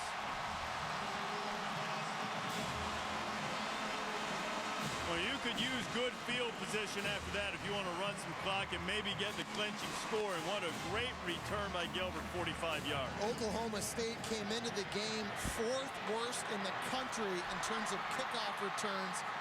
What a monster return from the true freshman, Justin Gilbert. Gilbert was the state champion in Texas in the 100 meters at a 10.6, and his coaching staff raves about his speed and the ability he has, the upside. And Jerrod Johnson, who just led a touchdown drive, needs his defensive teammates to come up with a stop. Brandon Weeden chased by Von Miller. It's incomplete. That's Brandon Weeden's inexperience because you're trying to bleed the clock. You're on the perimeter of the field. You do not want to throw an incompletion. Stop it. Instead, run forward, get what you can, stay in bounds, keep the game clock moving. One of the things about this offense, Dana Holgorsen showing you right there, we're going to come out, we're going to continue to run our offense, high percentage throws, and stay in bounds. Oh, snap. Kendall Hunter. Now the Pokes have a 3rd down as Hunter gets it inside the 40. And this is the kind of game with the momentum as it is with the Aggies offense right now, and Jerrod Johnson being hot. Oklahoma State doesn't want to give it back to him. If you're thinking field goal here, Dan Bailey, a senior kicker, has along this year of 49. Need a few more yards to get him within that distance. Weeden, quick pass to Hunter is incomplete. Throwing 2 incompletions on this drive is almost the worst thing possible that could have happened for Oklahoma State. Now you're going to punt the ball and try to pin the Aggies deep. That's the good news about the return. You're going to make Jerrod Johnson now have to drive the field because of the return, but they should have gotten so much more out of this drive. You know, it's an Achilles heel to this offense and this system. You know, when you get to a situation like this, you need to be able to run the football. And I know Dana Holgerson's thinking high percentage throws, complete the pass. Weeden didn't get it done. Oklahoma State will have to give it up. Ball hits inside the 5, and the Cowboys can't keep it out of the end zone. And Jerrod Johnson and the Aggies will have it 80 yards away from a tying score when you come back. 35-28, 4:20 to go at Boone-Pickens Stadium in Stillwater. Jerrod Johnson led the Aggies last time down the field. Well, this is why we're saying, you know, that Oklahoma State didn't want to give it back to them because of the critical composure and the big plays made on 3rd and goal, 4th and long throughout the second half. He has turned the football over 3 times tonight, but when they've needed it the most on the big downs, Jerrod Johnson has delivered for this Texas A&M offense. On the night, A&M is 4 out of 5 on 4th down. 2 of those 4th down conversions came on the last drive, including the touchdown pass on 4th and goal. Johnson holds virtually every quarterback record there is to hold at A&M, and he's tied a school record for completions with 34 so far. But he'll need a few more. Down 7 in the 4th quarter. And now he has the record to himself, but only a short gain. Hudson Prelo, the freshman tight end. Still lots of time now for Texas A&M because they did not burn a timeout on their last 4th down before scoring a touchdown. They still have 2 in their pocket. And the fact that there were 2 incomplete passes in that previous possession by Oak State really saved a lot of time.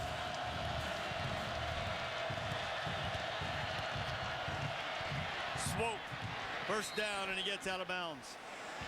Jerrod Johnson doesn't throw the prettiest football, but he has been accurate tonight for the most part. You said it, Craig. He throws guys open. He puts it into the area where they're going to be. Interesting now to see how Bill Young, how he decides to defend this thing. 3 rushers up on that line right now. Clock moving after the change, removed and reset. Johnson down the middle, wide open is Tannehill into Cowboy territory. Ryan Tannehill, the backup quarterback and inside receiver, with a huge grab.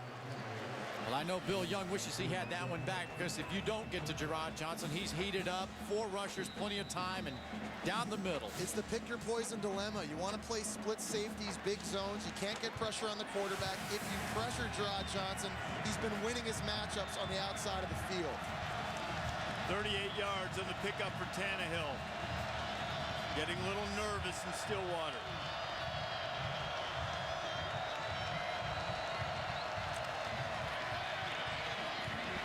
Swope has it again. Swope on his feet. Inside the 10. Ryan Swope. Touchdown, Aggies.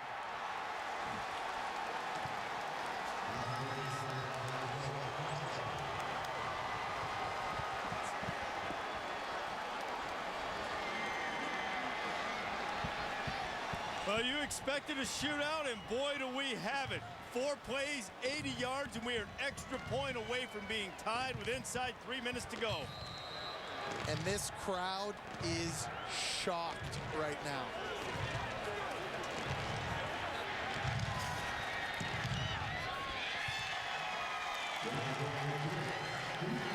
Ryan Swope ended the 09 season with 16 catches.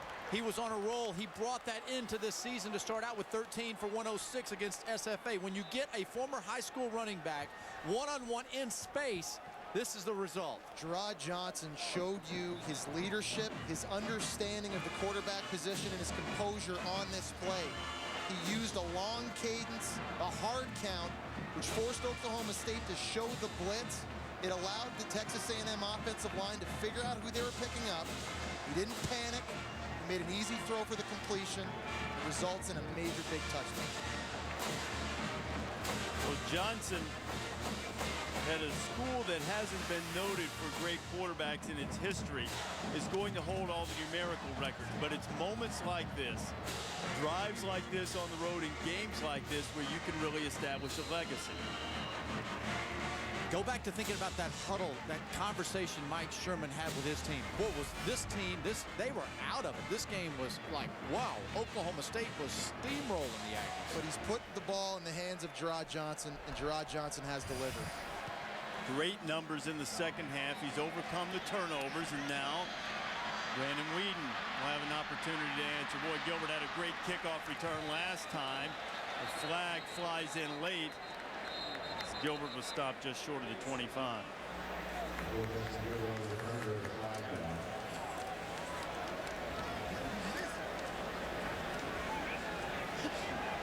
Conference about the penalty and exactly where Oklahoma State will start this possession.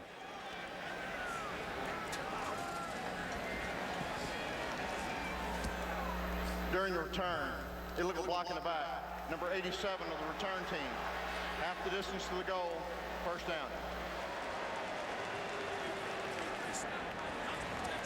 So now the Cowboys will be 90 yards away from the go-ahead touchdown because they can get in field goal range. Boy, Stanford and Oregon, if they're going to live up to this one, they've got some work to do, but it'll be a great one Saturday night on ABC. Some will see it on ESPN2. Andrew Luck and the Cardinal under Jim Harbaugh, a resurgent team moving into the top 10. Oregon, the nation's top scoring offense, led by LaMichael James, who's averaging over 8 yards per carry. There's a touchdown waiting to happen. Ducks and Cardinals Saturday night on ABC. Brandon Weeden, Blackman, and the Cowboys will move the chain. A 90-yard scoring drive may seem like a long way, but the good news for Oklahoma State heading into this game, they had 16 scoring drives that took 2 minutes or less. There's 2:45 left in the clock, all 3 timeouts. That's an eternity. But you're not in a hurry right now.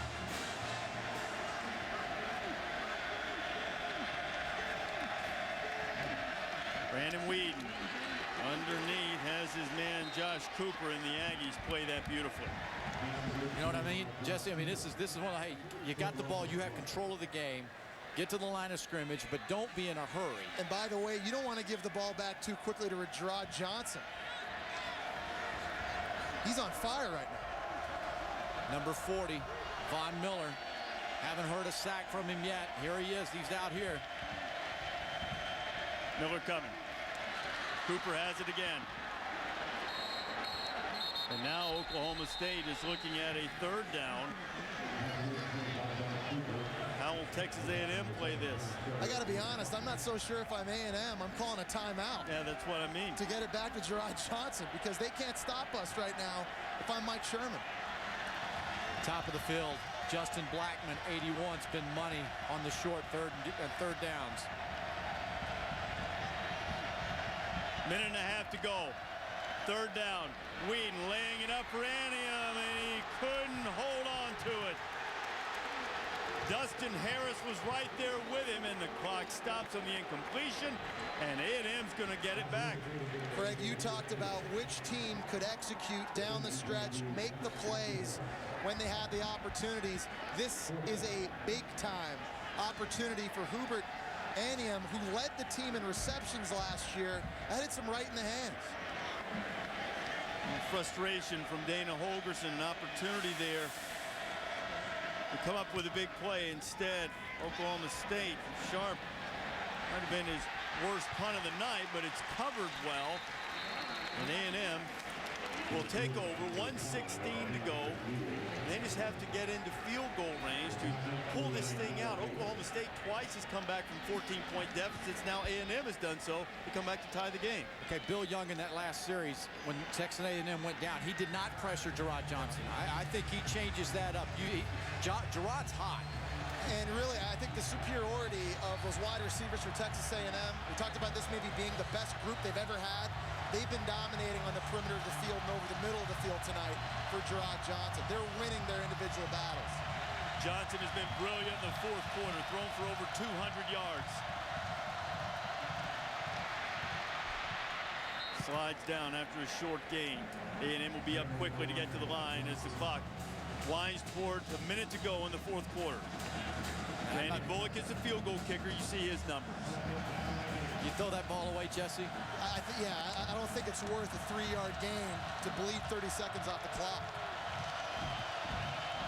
A&M has lost a lot of time. Johnson to the outside. That's dangerous. In the air and almost picked off by Devin Hedgemith.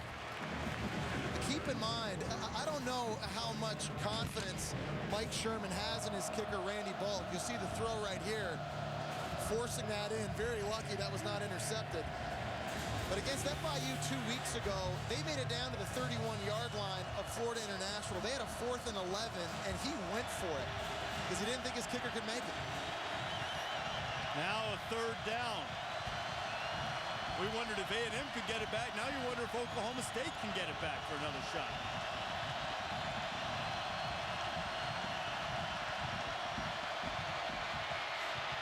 Down the middle to Johnson.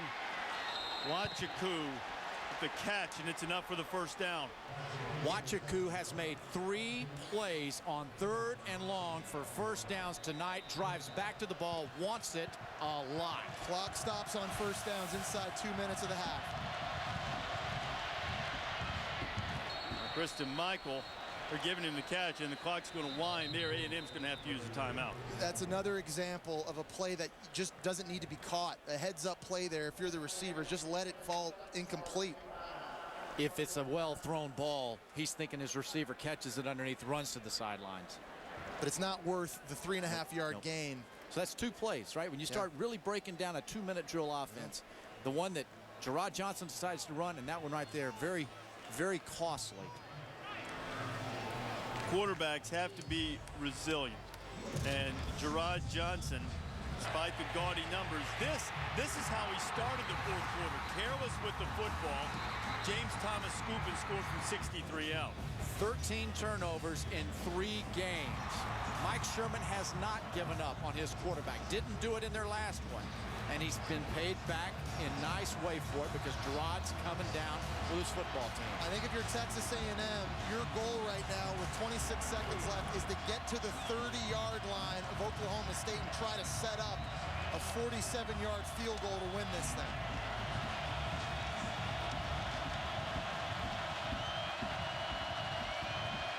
Johnson's had a career night. Does he have a game-winning drive in him? Down the middle, intercepted! 4th pick of the night! Shaun Lewis with the interception.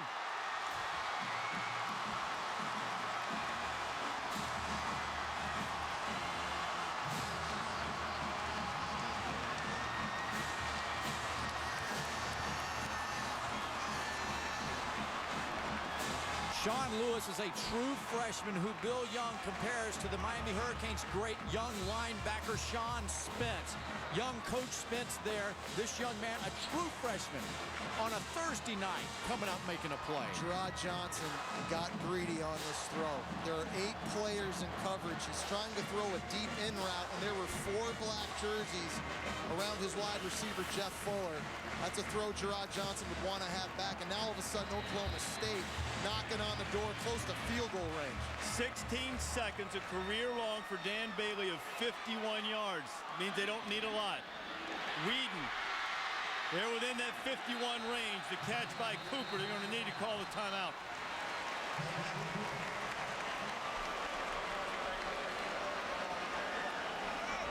Craig, to go back and you talk about 2-minute drive execution at the end of games, understanding when to throw balls away, understanding when not to catch balls, understanding when not to force throws. I think now you're at a point, Jesse, where with one more play, you run it. If you like this hash, you run it up the middle. If you want to run to the middle, wherever your kicker feels comfortable, that's where you take this football. As it sits right now, guys, it would be a 48-yard field goal. Kicker for the Pokes. Dan Bailey is a senior in Mustang, Oklahoma. He's been around. An experienced guy, but still a nerve-wracking situation for any kicker. And Johnson, the turnover bug. biting him for the second straight game. The Aggies escaped it against Florida International. And now tonight, Oklahoma State wraps seconds away from a game-winning field goal attempt. Kendall Hunter. Pick up a few more yards. The Aggies might want to hold him up a little bit. Clock's still running now. They're going to have to get it quickly. And Oklahoma State came a couple of ticks away from blowing that. Oh, man. Awareness again, get on the ground. Yeah, you know what? Probably not expecting he's going to be able to push and carry a pile for 3 yards. Well, here you go, guys. When we arrived at the stadium a few hours before the game, there was a lot of wind swirling around. I'm looking at the goalposts right now. Absolutely no movement. The wind has really died down and made this kicking environment, this situation, much better for Dan Bailey with only 2 seconds remaining. Before the game, we wondered, see not much wind on that end of the stadium. That's the west end, the rare east-west stadium, as Brandon Weeden wants to let Bailey concentrate. It'll be a 41-yard field goal attempt. And keep an eye on Mike Sherman, and he'll try to ice the senior. I've seen some coaches wait even a little bit longer before flashing the timeout signal. So here it is, the opportunity for both of these teams to set a course to perhaps being a dark horse in the Big 12 South. Sherman trying to fire up his field goal block unit for a desperation block attempt. And in what was supposed to be a rebuilding year for Oklahoma State, this could be a pivotal win that really sets their season on a positive course if Bailey can knock through this 41-yard field goal.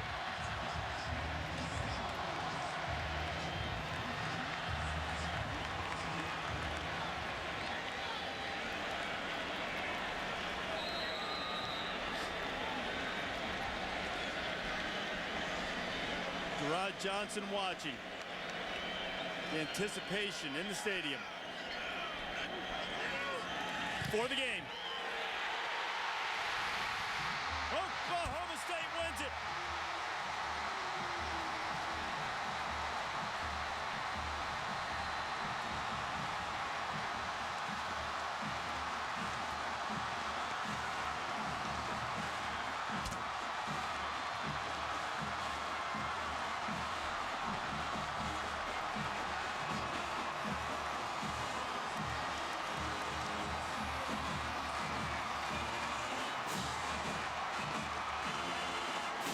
Not officially bedlam until the Cowboys play the Sooners, but here's a version of it on the field as Oklahoma State wins it 38-35.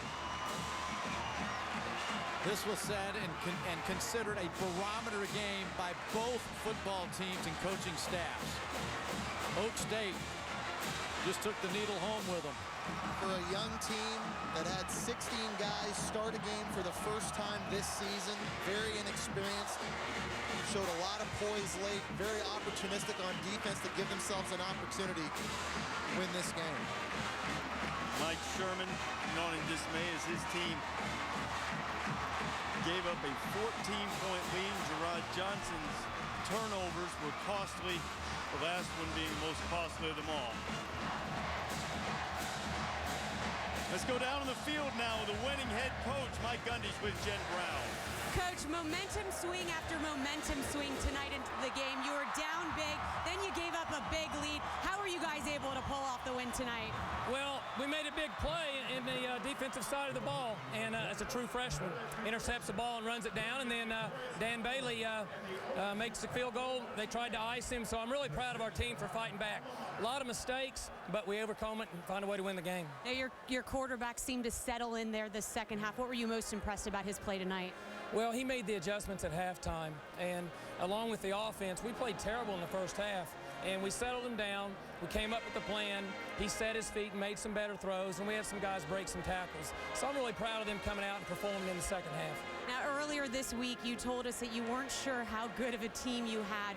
What do you think now after tonight's game? Well, I'm still not sure. I do know that I'm proud of them for the way they competed, being behind 14-0, and then again what happened late in the game.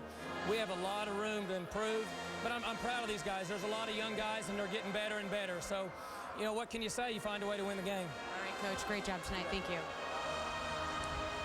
And Jen, on this night, Mike Gundy is the man, and he's got win number 40 in his Oklahoma State head coaching career. Here is our Wrangler, 5-star player of the game. It is Dan Bailey, the senior who came through with the 40-yard game-winning field goal to cap the Cowboys' fourth quarter rally. Texas A&M had over 500 yards of offense. They ran more than 100 plays, but the turnovers were devastating. 5 turnovers from their quarterback, Jerrod Johnson, and Bailey came through with the winner. Don't overestimate the impact this has off the field as well. These are two programs that go head-to-head in recruiting in the offseason. This is a big win for Oklahoma State in more ways than one. We opened the night saying that neither of these teams have been tested. Both certainly underwent some tests tonight, and it is the homestanding Cowboys who come through in the end and with flying colors, mostly the color orange. 38-35 the final. Oklahoma State beats Texas A&M. Sports Center is next. This has been a presentation of ESPN, the worldwide leader in sports. For Craig James, Jesse Palmer, Jen Brown, and our entire Thursday night ESPN crew, I'm Reese Davis saying good night after a great one in Stillwater, Oklahoma.